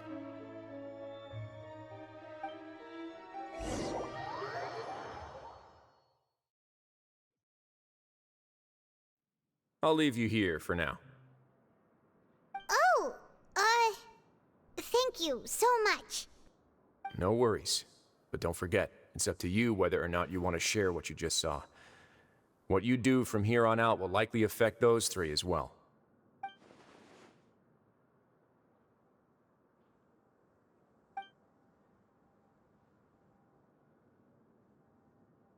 Yeah, we'll put a lot of thought into it for sure.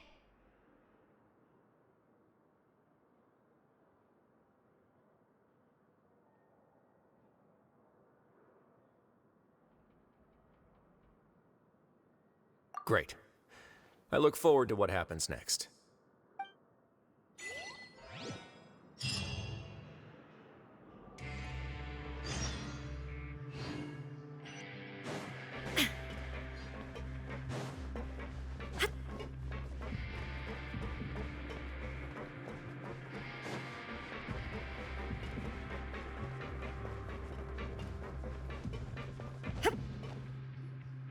We're back!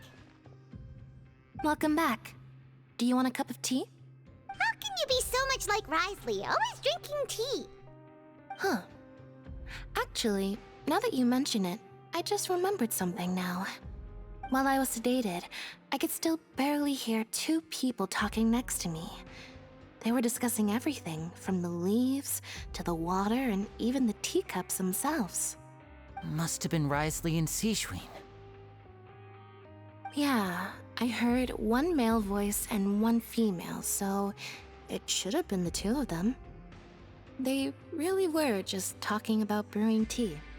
I really can't make sense of this place. So, Traveler, Paimon, were you able to learn anything from Risley? Yeah, he explained everything. Very well. Then, would you mind checking your answers against my speculations? Yeah, I took the time to rest, so I'm feeling a lot more relaxed now. Nobody else is around, and Miss Sijwin is also busy with something or other, so let's just talk here. All right, then I'll posit my theories. I asked myself 3 questions. Firstly, why was Fremine affected by the primordial seawater? It was because he dove into the sea. My theory is, the long-lost primordial sea is probably very close to the fortress of Meripede. Ooh, he's good. He got that right on the first try. That's our Lenny. Secondly, Risley's attitude changed dramatically during the course of our stay here. He ignored us completely at first, then suddenly roadblocked us. Why? I spent quite a long time thinking about this. If he has been monitoring the Fatui since the very beginning, he probably ignored us at first because he was hoping we could find Master Child for him.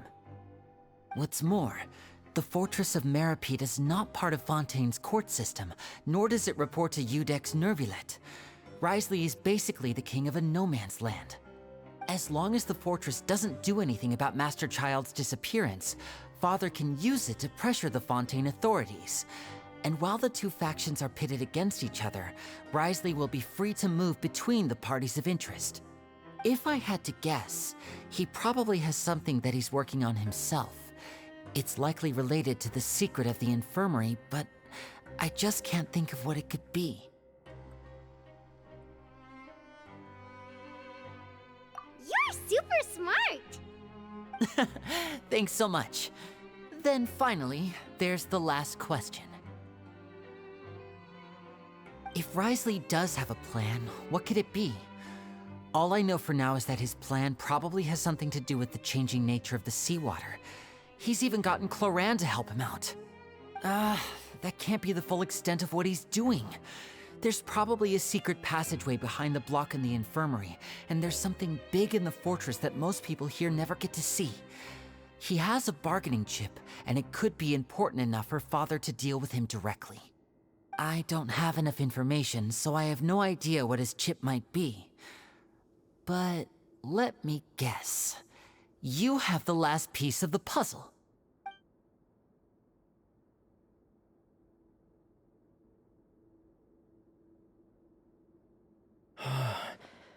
I can't believe it. The sea will engulf everyone. Just like the prophecy said. Could Risley have wanted to meet Father to figure out a way to deal with this crisis? If you remember, I once mentioned that Father sees the House of the Hearth as her base of operations, and she truly wants to resolve the crisis. But how could Risley have known that? Or perhaps he didn't know, and just wanted to bring Father over to his side?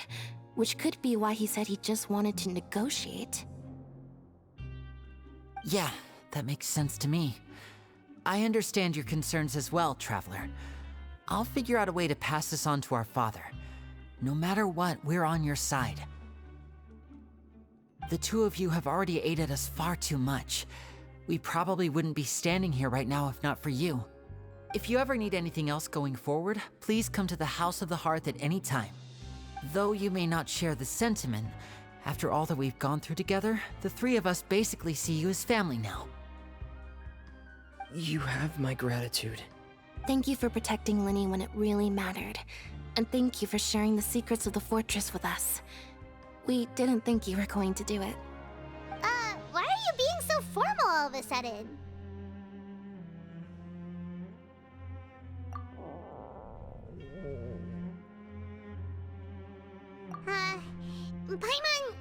Paimon's hungry. Oh, you've done so much already. Go get some food. Alright, then we'll catch you guys another time.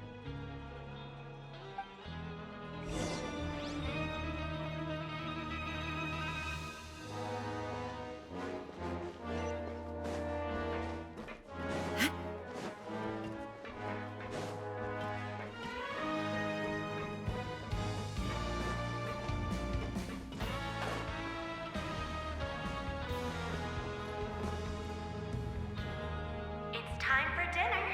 Welfare meals now being served in the coupon cafeteria. Come on, let's go pick up ours as well.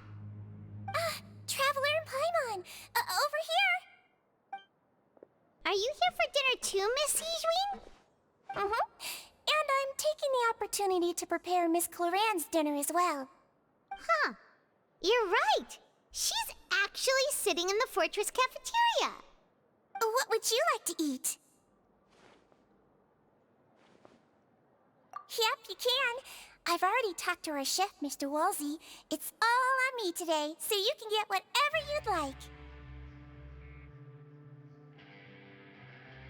Me too! Don't forget Paimon! No problem. Just leave it to me.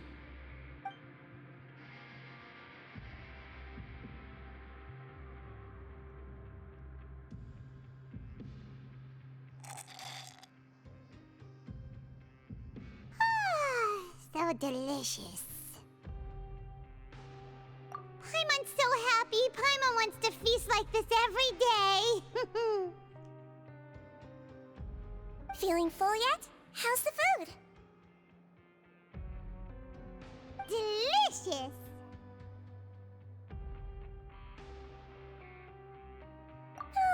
I'm so glad to see you all so happy.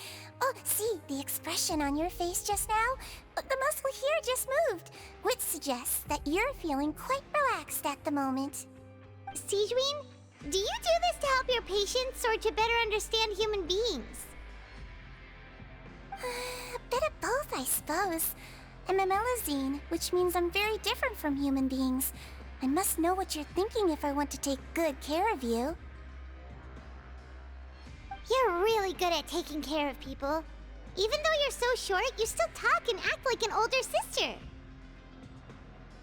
Really? You're reminded of an older sister? That's great to hear. Oh, and what did you mean back in Risley's office? When you said that you were protecting Linny and his siblings as well? Oh, that. I just asked His Grace to look out for those children, especially that diver boy. I was getting a bit worried after hearing that something was wrong with the water. Thankfully, Clorand is very strong and managed to save him in the nick of time. His Grace also sealed the pipes after Clorand left, to make sure that Linny wouldn't impulsively chase after his brother. Although the path was blocked, we still stationed some guards there to stop anyone from approaching. They were instructed to only open the door once Miss Clarand had returned. Oh, and I was keeping an eye on Mr. Linney as well. We had to press him, but we couldn't allow him to be in any real danger. You were all super considerate and really thought everything through. It's just what we do down here at the fortress. At least this has been His Grace's style for as long as he's been the leader. Oh, I really wish Monsieur Nervula would come down here more often too. I feel like he'd like it here, with all the darkness and chaos.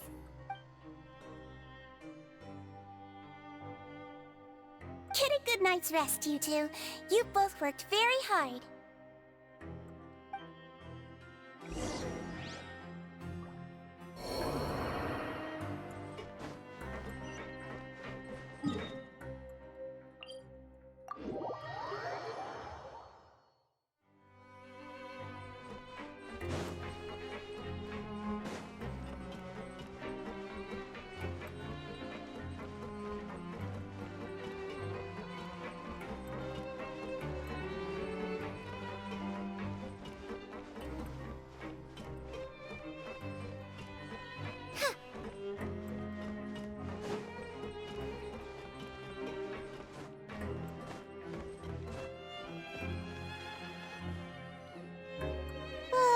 So much has happened.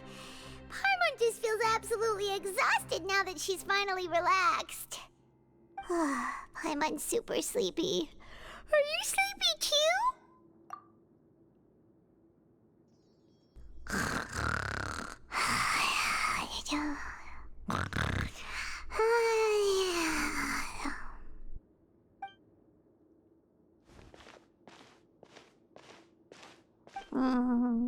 Delicious.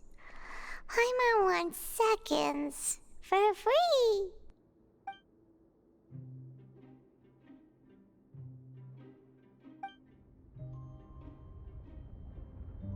Out of my way! Get out of my way! What happened? Why is everyone running? No idea, but something must have happened. Stop asking!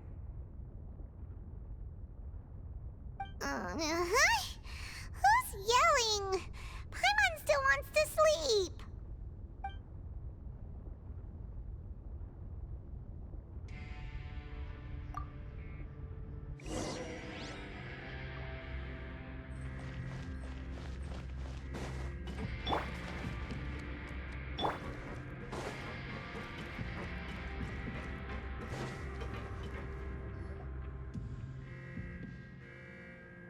What happened?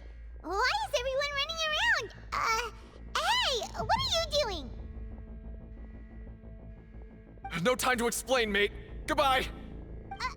Hey, wait! What's wrong with these people? They won't even talk to us. They're here! There you are! Oh, thank goodness! Quisto and Lavaroon, do you know what happened here? We came here especially to inform you. Something seems to have gone terribly wrong just now. His Grace is telling everyone to evacuate and get out of here. Lavaroon was saying you two are new here and you don't have many friends, so you might slip through the cracks. Haven't you heard all the stories like that? An evacuation is successfully completed, yet you only find out once you do a head count that 1 or 2 people are missing. Wait, weren't you the one who brought that up? Why is it suddenly my idea? Hey, shut up! Okay, whatever. The point is, you should come with us. Yeah, he said to get as far away as possible, upwards and outwards.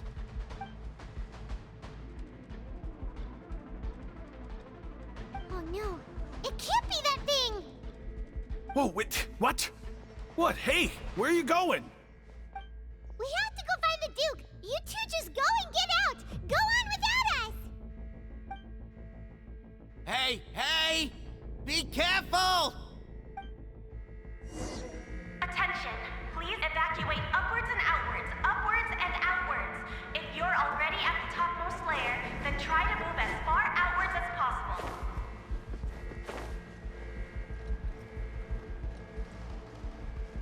Attention! Please evacuate upwards and outwards.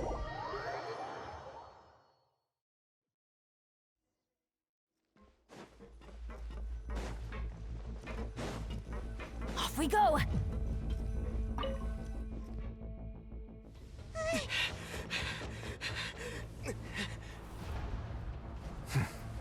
They're here.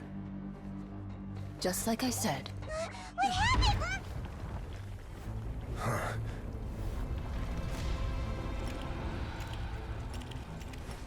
You're just in time. But be ready to run.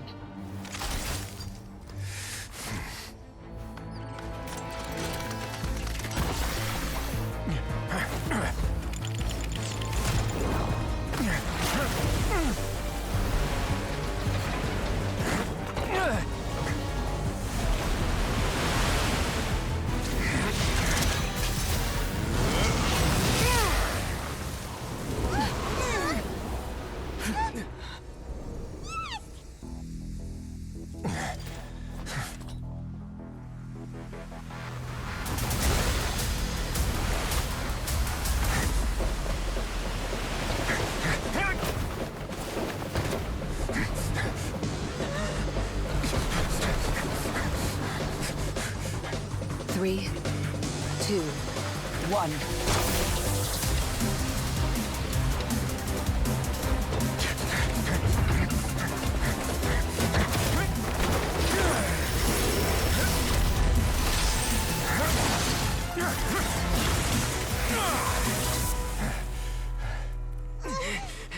This won't hold it for long. Find Neuvillette. Tell him the defenses are about to collapse. Then what will happen to you? Until he arrives, we're the last line of defense.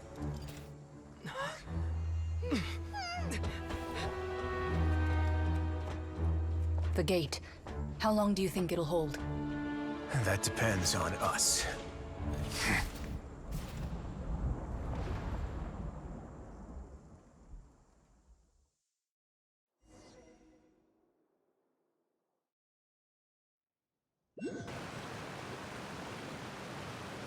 Neuvillette?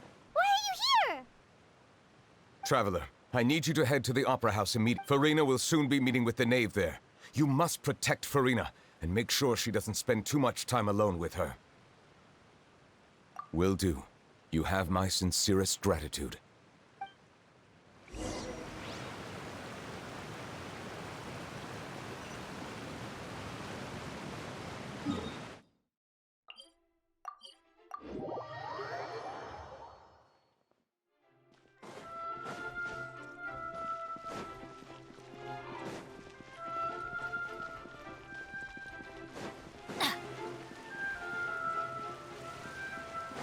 Adventure time!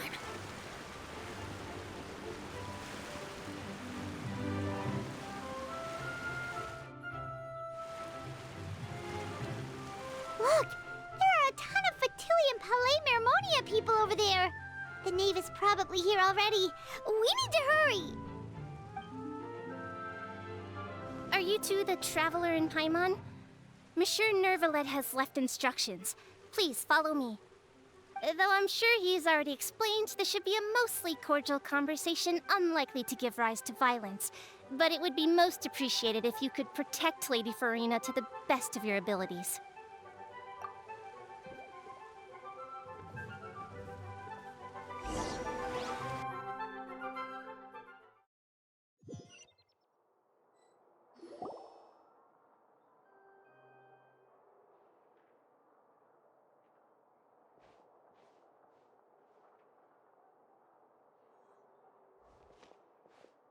Oh, so you two are the honored guests Miss Farina mentioned. Of course! How could they not attend a meeting such as this? I must always have 2 or more guests at my dessert table. Otherwise, the occasion would be too lonely and unbecoming of my station. It is my pleasure to make your acquaintance, traveler. I have heard much of your accomplishments. I am the Knave, one of the 11 Fatui Harbingers.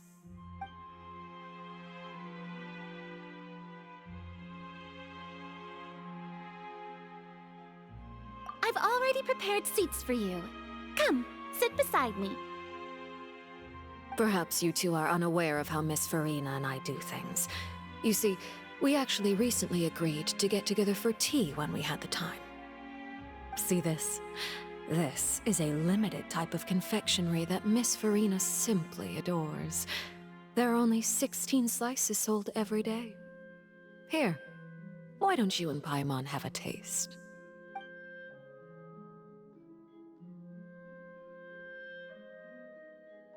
Traveler, what do you think of this cake? That's good to hear. So what Child said was on the mark after all. You do share a taste in desserts with Farina and I. I wonder how he's doing nowadays. You must have heard, right? He's suddenly gone missing. I'm really worried about his safety, you know. Here's to hoping that he's an excellent swimmer. Since we're talking about him, I feel like I should add something. His martial prowess really looked certainly pretty impressive, yeah. Oh, so you're also familiar with his aptitude for fighting, Miss Farina. Oh, right. I almost forgot. Child was subdued by Udex Nuvillette right in front of you. Against ordinary people, my colleague would never be on the back foot. But alas, he just never imagined he'd run into such a person. I must express my admiration for Monsieur Nuvillette. Coming from you, that's not surprising at all. But I thought you would be happier to hear the news. Of course, but it's still a bit of a shame. You see, I would have been far happier had I received this news somewhat earlier. As you well know, a long time has passed since Child disappeared. Well, in any case, there's no need to worry. We know for sure that Child is still alive. Oh, and just how do you know that? Because we found evidence that proved he left the Fortress of Meripede. And where did he go after leaving the fortress? Well...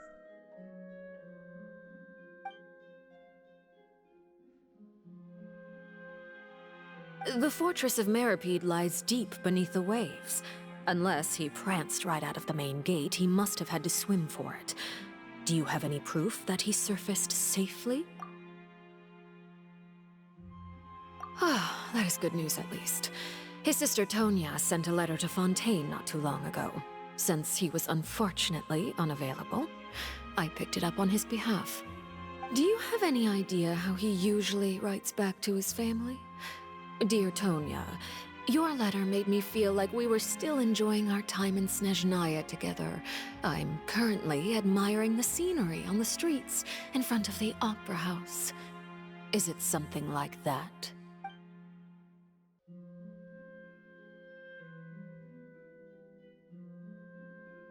All letters tend to follow the same few formats anyway, right? As long as the contents are accurate, it doesn't matter so much how it's written or how it's worded. Hold on. The water in the teacup is shaking. I suppose this is also a sign of things to come, Miss Farina. I don't quite understand what you're trying to say. Have we entered into the next stage of the prophecy?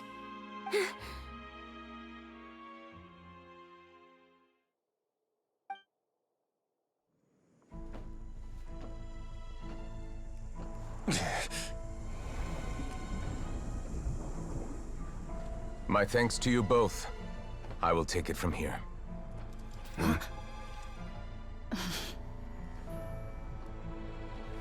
Sure you don't need a hand? Quite sure. Wow. So, what's your secret, huh?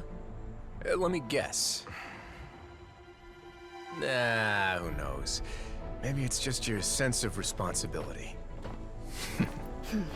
Sounds about right.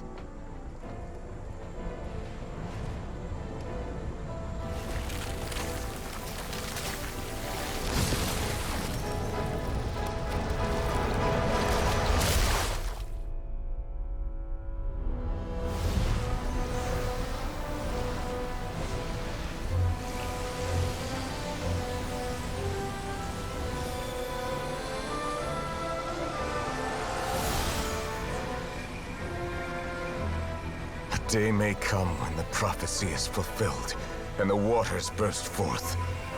But it is not this day. This ancient power could easily obliterate an entire race.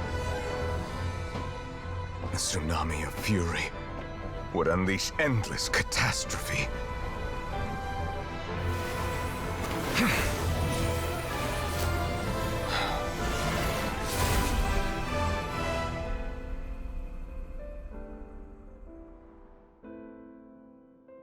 This sentence is too severe. Forgive me for overruling it.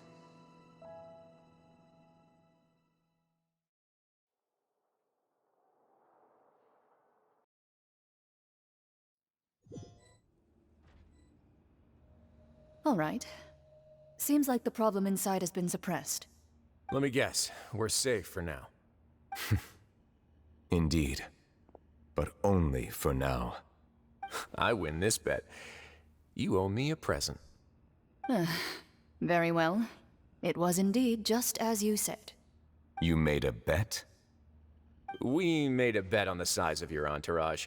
Cloran thought you wouldn't come down by yourself. I figured you would have at least brought a few people along for appearance's sake. It appears I underestimated just how confidential the mission was. Shouldn't you have gotten used to confidential missions by now? That's just how the courts operate. So what gift must the loser give? Tea? He already has tons of tea in his office. I'm thinking about a set of legal codices. That wouldn't happen to be a dig at my lack of legal awareness, would it? Well, I'm sure His Grace doesn't consider the fortress to be outside the law. I was under the impression the residents of a place like this would be uninterested in the legal codices. That was obviously a joke. Anyway, you've still got some unfinished business to attend to in the overworld, correct? No need to stay here if you have a pressing matter. We all know you can't leave Palais Mermonia for long. Thank you. I hope everything went smoothly with the Fatui Harbinger.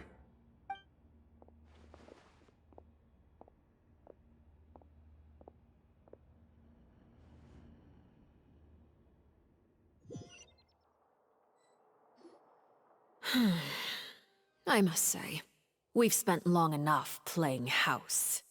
Miss Farina, as the Hydro Archon, I am sure you understand the exact meaning of the phenomenon we just witnessed. Or should I say, that's what I originally thought. But looking at your expression, was I wrong?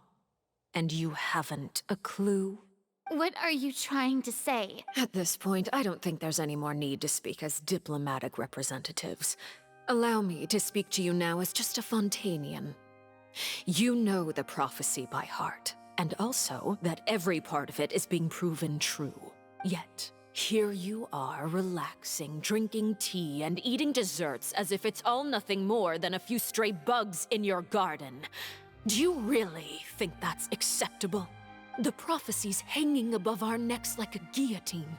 Every faction is looking for a way to either avert the disaster or save their own.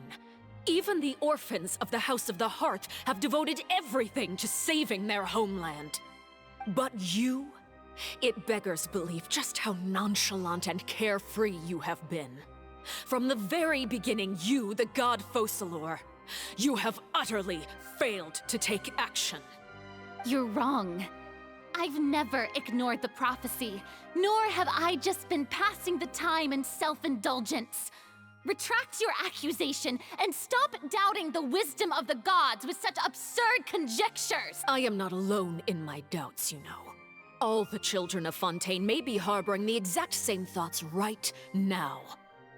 Oh, great Hydro Archon. How are you going to save them? Save us? How are the people you've sworn to protect supposed to survive in a land that will soon disappear beneath the waves?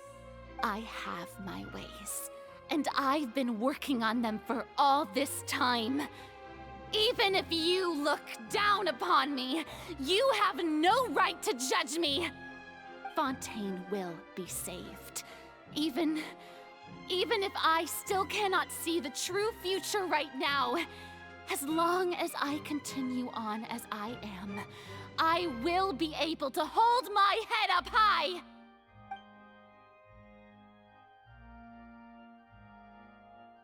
Then I ask you, Miss Farina, just what have you been working on? Where can we see it, and what is it doing to help?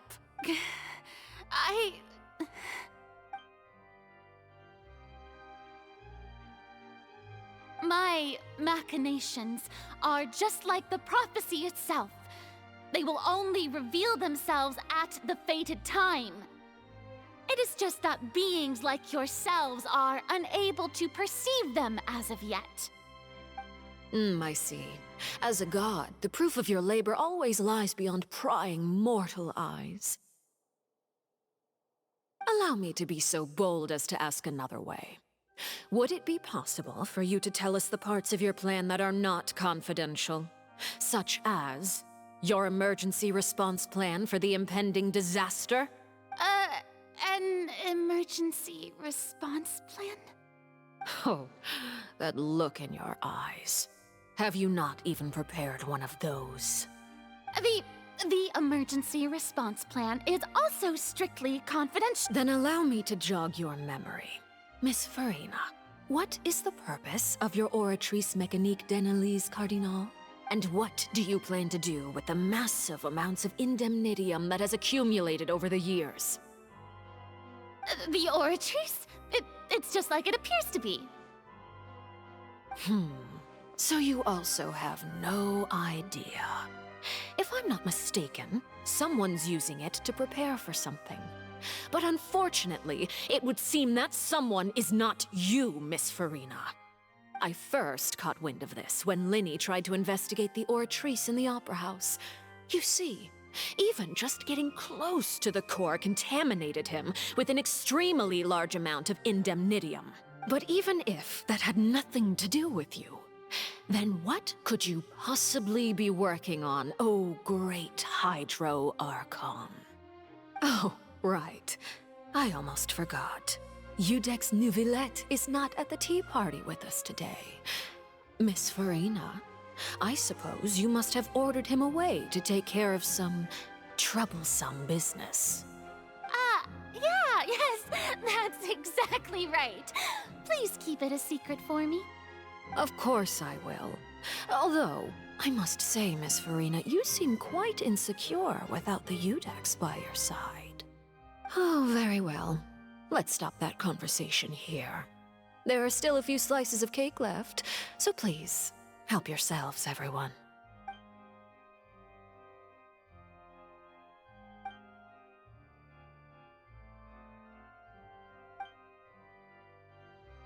Traveler, I heard that you were recently commissioned to handle a few matters on behalf of the Udex. Why don't you take an extra slice of cake? Those who work hard deserve gratitude and praise. You too, Paimon. Thank you. Paimon will take you up on that offer.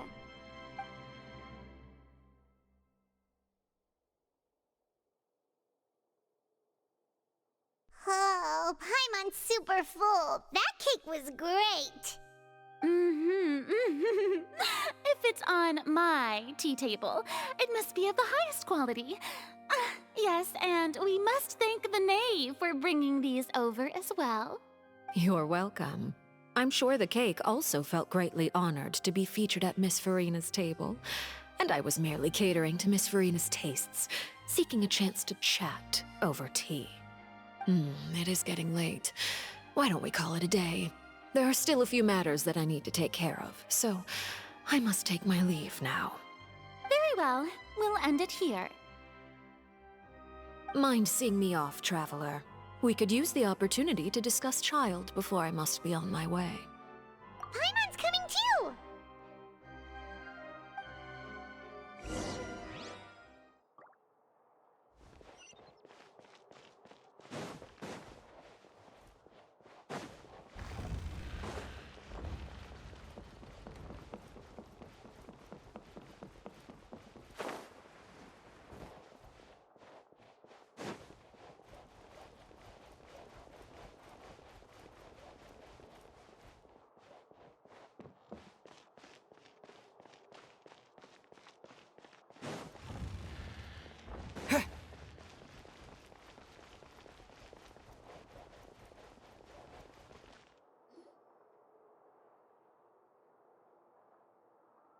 I'm glad that you were willing to come with me.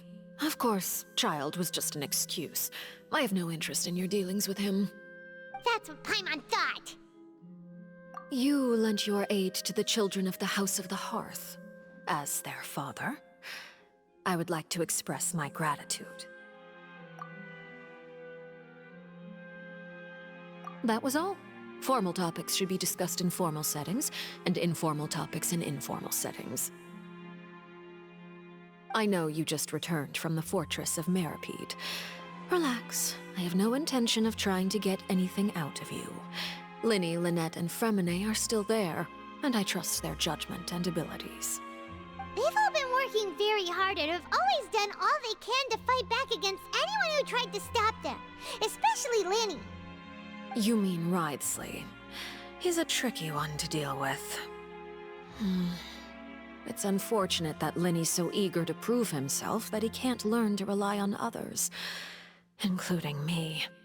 By the way, and you can just consider this a bit of idle gossip, but what's your impression of Furina?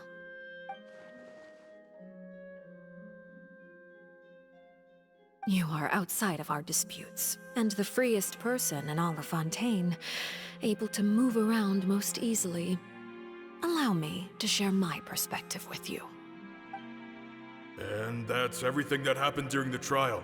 Master Child was declared guilty and immediately transported to the Fortress of Meripede. Didn't he say he was coming here on vacation? Does he not feel an ounce of shame for all the trouble he has caused? Forget it. He did give us an opportunity. I will be meeting someone shortly. Do you require help with any preparations? No need. I will take care of it myself. I need to meet with Furina, the Hydro Archon. She is at the heart of Fontaine. But what's fascinating about her is that she often seems more like a celebrity than a working Archon. Oh? Come over here, you little critter, you! You dare to run from me? Stop right this instant! My goal is just to discover the location of the Gnosis. But I didn't expect the chance to approach Furina to be handed to me on a silver platter. This is so easy, it's actually making me a bit suspicious. Anything left unguarded is usually just bait. But no one will blame someone for taking the bait. After all, from the moment it was attached to the hook, the bait is meant to be sacrificed. It's just as I guessed in the second before I struck. The Hydronosis is not currently held by the Archon. In fact, this Archon doesn't seem like a god at all. And I sense that she's under some kind of curse. Who are you? And what are you trying to do? Please don't kill me!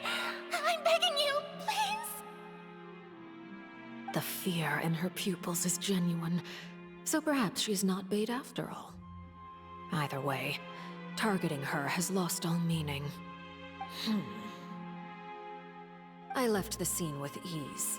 Nobody came looking for me, and nobody could serve as a witness to my near assassination of Focalor. I suspect even Furina dares not mention this incident to anyone. Not long after, my informants confirmed what I had guessed. After returning to her quarters, Furina quietly cried alone. She was so scared that she could not sleep that night, nor could she even bring herself to eat her cake. There's no doubt that there's something wrong with her. I began to entertain the possibility that she is not the true Hydro Archon. Perhaps Eudex Neuvillette is actually the genuine article. I have to find the Gnosis. If the Neuvillette hypothesis is correct, he is probably in possession of it. Alternatively, it might have been hidden in a place that's hard for ordinary people to access. Yes, Father. My dear children, please speak. News from the Fortress of Meripede. Master Child has gone missing. On top of that, the contacts and guards we bribed at the fortress have all gone quiet as well. Probably the handiwork of that Ridesley. I'm afraid so. This is a good opportunity. The value of a Harbinger is much higher than most would imagine. We now have an excuse to exert diplomatic pressure on the Fontaine authorities. Set up a meeting for me. I would like to meet the Hydro Archon and Iudex Neuvillette. Oh, and I have an additional mission for you three. Yes, Father. Tartaglia's disappearance was not a part of my plan, but I can use it to make a breakthrough. With this as my excuse, I can ask for an official audience and continue my investigation of Farina and Iudex Neuvillette. The initiative belongs to the House of the Hearth. My wish to investigate the fortress of Meripede will be a front. Lenny and his group will be responsible for the actual intelligence gathering.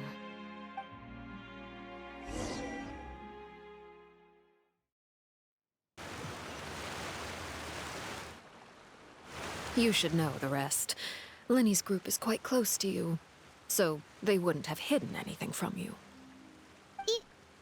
You attacked the Hydro Archon? It wouldn't mean anything, even if you shouted it from the rooftops. After all, even Farina herself is still pretending that nothing of that sort ever happened. Alright then. I've now had 2 chances to enjoy tea with Farina. I have to say, the leadership of Fontaine is even more inscrutable than I had imagined. I once surmised that Iudex Neuvillette must be the Hydro Archon, but now, that doesn't seem right to me either. I am a servant of Her Majesty the Tsaritsa. Over my years of service, I've learned how a real Archon conducts and carries themselves. Whether Iudex Neuvillette or Farina, neither fits the bill. It's hard to imagine either of them as the Archon. Of course, that is all just how I feel. Gut feelings often do not require justification. It is, however, quite amusing to me that after all my years working in intelligence gathering, I've come to realize I am at a complete loss regarding the identity of the god of the land of my birth. Don't you think Fontaine is quite intriguing? A catastrophe looms, yet many secrets have yet to rise to the surface. It looks like Fontainians will have no choice but to save themselves. Ultimately, though, one must survive in order to do anything else. Should the need arise, I would be happy to cooperate with you. You don't need to commit to anything right now, of course. I have a feeling that the situation will continue to evolve, and as your name is often connected with noble deeds, I'm sure we will work together someday.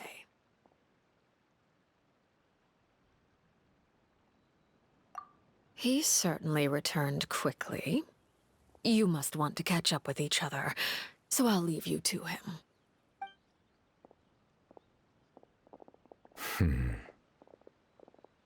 Neuvillette, is it over? For now, yes. But this issue will prove quite thorny in the long term. I'm concerned that sooner or later the prophesized events will occur. Thank you for protecting Farina. To put it simply, I used my power to force back the Primordial Sea and reseal the sluice gate.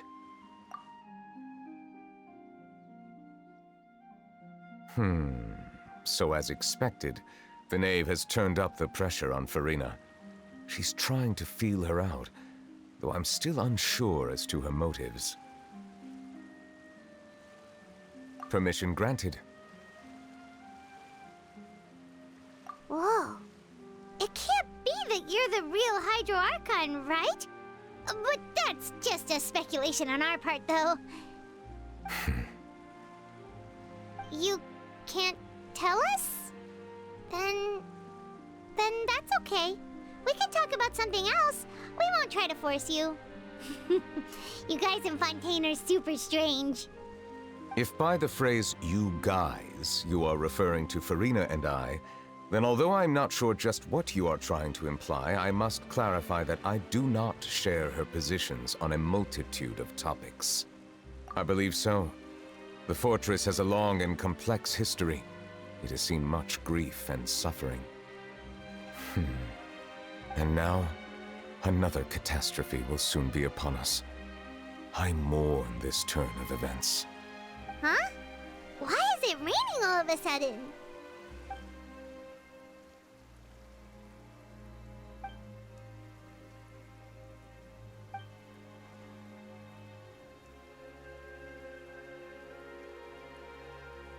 You may be closer to the truth than you think. Oh? And what are you thinking? The dragon of... what? Huh? Please do not be so surprised. Farina?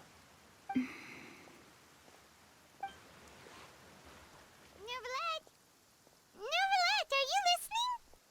Ah, my apologies. We were just guessing randomly. We didn't guess right, did we? You're not actually the dragon sovereign of water, right?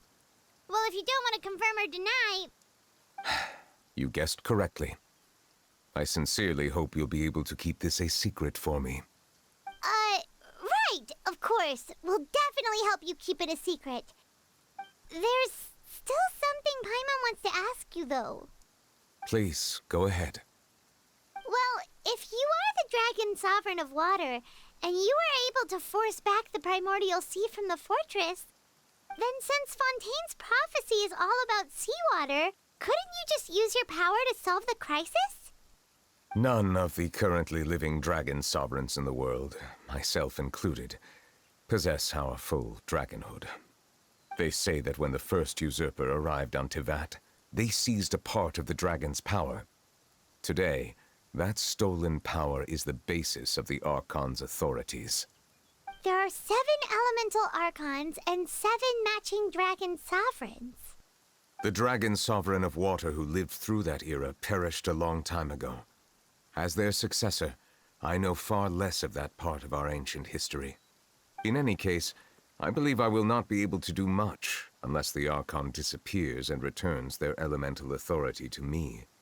Given the status quo, however, I would recommend finding another way to deal with the prophecy.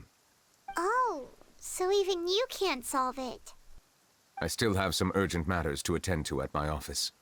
If you have any more questions regarding ancient history, you are welcome to discuss them with me at a later time. Please go right ahead. There's a place that Paimon wants to go too. Traveler, why don't we pay another visit to the Fortress of Meropide? Paimon is a little worried. We'll see you another time. Take care.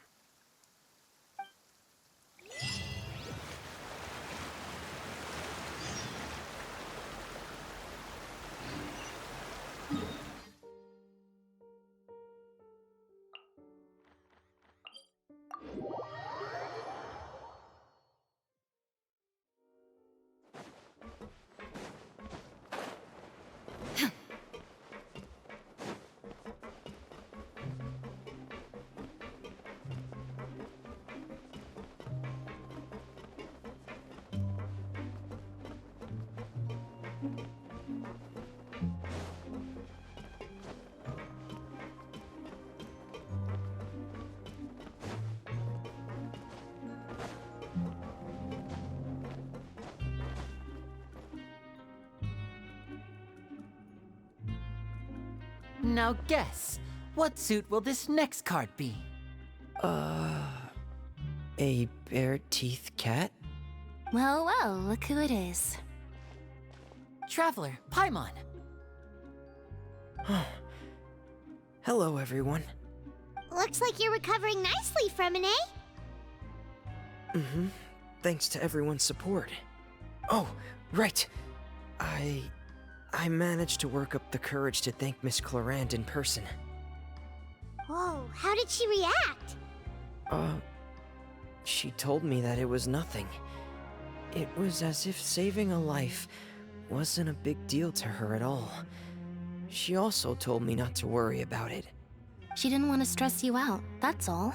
She's right, and it's best not to dwell on it. Yeah. Okay, but check this out.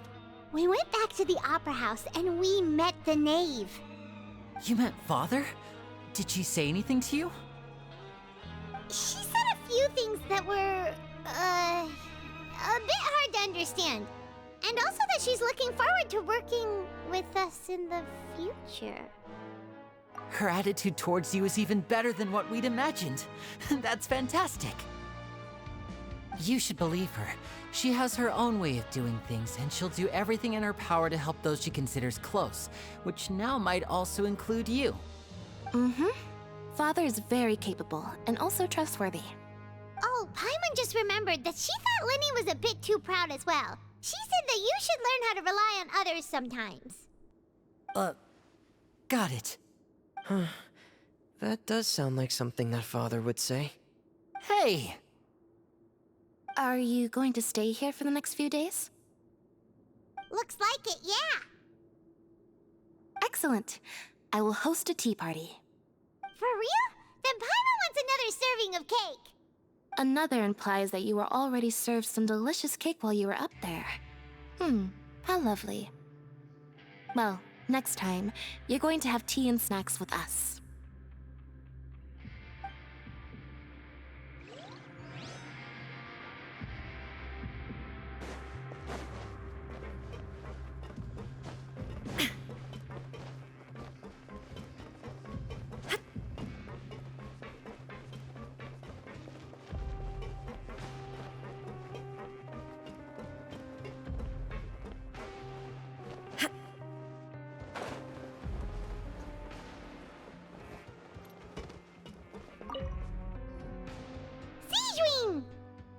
Traveler, Paimon, you're back!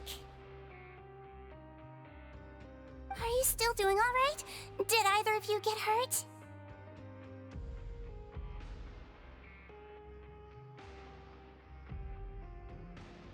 We're fine, but what about you guys? It was such a huge mess. How bad was it? A few people sustained superficial injuries, but that's about the extent of the damage. Monsieur Nervulette paid us a visit. It was all thanks to him that we managed to suppress the crisis for the time being. Of course, we must also thank you for the help you provided. How did Nervulette know that he was needed here? Well, Monsieur Nervulette has strong resonance with the hydro element. When the water level rises, he can feel the waves produced. I ran into the bombshell bros while bandaging the injuries of the wounded. They were mumbling the whole time about how you just ran down without a word. I'm so relieved to see that you're both all right.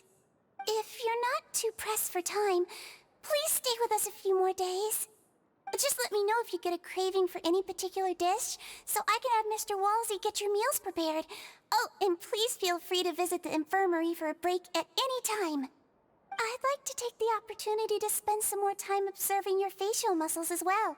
Your happy smiles are quite contagious, you know. They're so memorable, and I've missed them immensely while you were gone.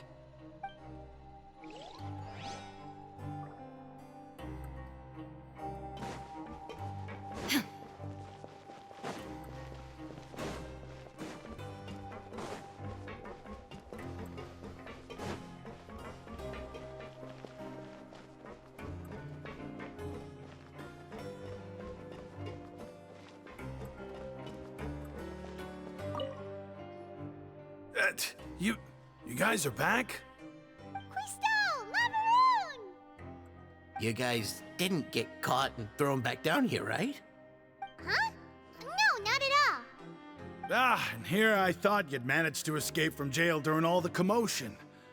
I'd held you up as legendary jailbreakers, but now you're telling me you just never left? We're sorry, but we just had some business to take care of. All right. There's no need to get caught up in the details. We're just relieved to see you. He was super worried about you, you know. Hey, it wasn't just me. Weren't you super worried as well? Something like that, yeah. I was also transferred to work in the kitchen a few days ago. I can still hear Quisto mumbling to the carrots. Are those two all right? Do you think they made it out alive?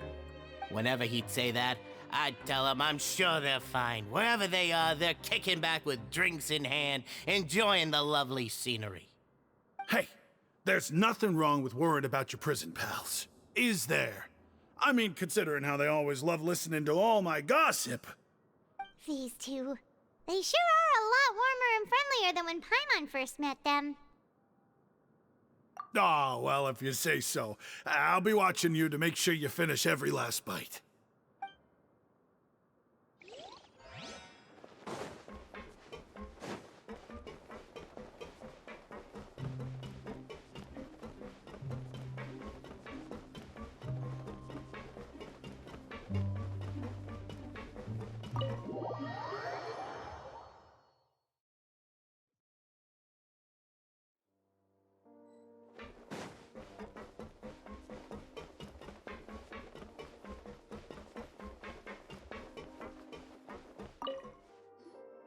Courier, Miss Sijween told me you still haven't eaten. Yeah, I was working on something, so I forgot. That's no excuse for... Huh? It's you two. Courier, Lurvine, we're back! Hello there. It's been quite the mess here recently. How have you been?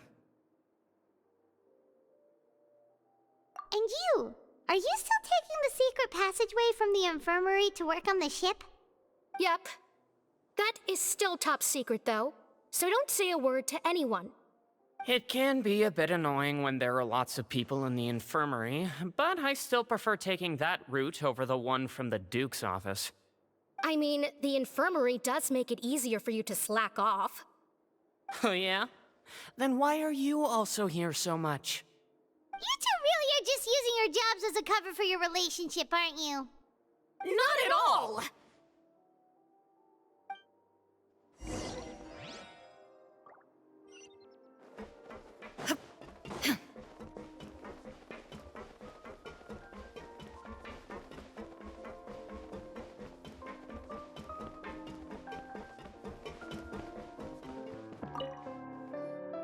Do my eyes deceive me, or did I just see two inmates come back after making it to the surface? Some strange winds blowing of late. We wanted to see how the fortress is doing. Is everything still all right? We're fine, for the most part. Neuvillette came down and took care of the worst of it. If that's the case, why don't you just ask him to stay here? Oh, yeah, what a brilliant plan. Let's go convince the Eudex himself to exchange the Courts of Fontaine for a puddle of water in the middle of nowhere. He came here in a hurry and left without even stopping for a cup of tea. He did remember to take Miss Sijween's gift with him, though. He sure sounds super busy. Miss Cloran has left as well. She also took her gift from Miss Sijween. Were the gifts milkshakes?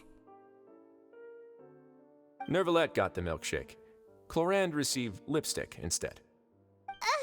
Those aren't even remotely alike.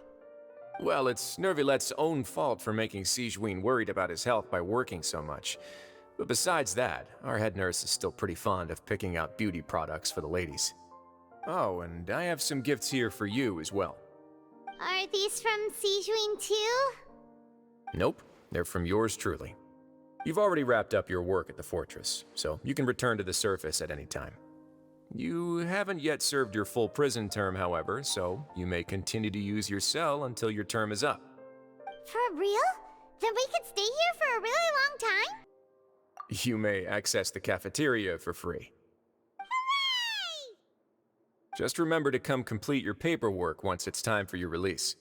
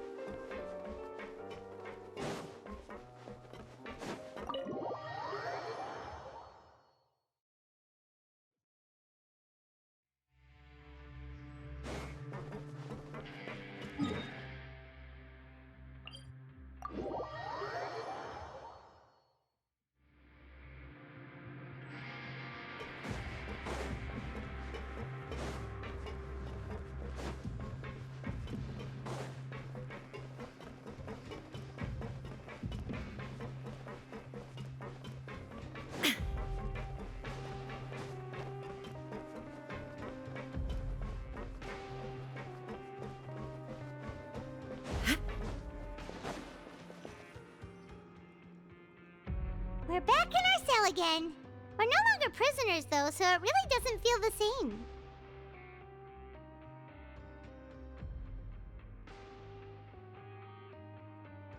Sure feels that way. But the truth is, we never did anything bad to begin with, so I'm not sure why we put so much pressure on ourselves.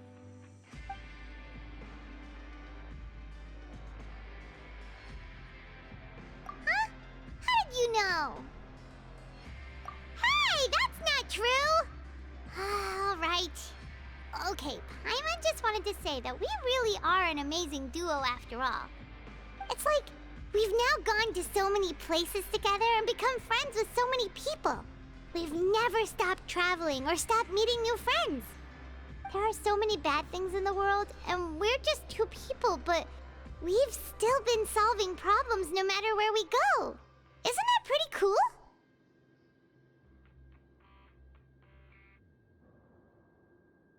You're counting Paimon today? Aren't you the only adventurer here? Then let's ask Catherine to give Paimon an adventurer handbook as well. Paimon will also be an adventurer from today forward. Just the thoughts making Paimon giddy. Paimon's gonna crash, so you sleep soon too. The last time we fell asleep here, we woke up to a whole mess outside our cell. The primordial seawater nearly rose up. That was so scary. We should be safe now, right? All right then. Good night to you, traveler.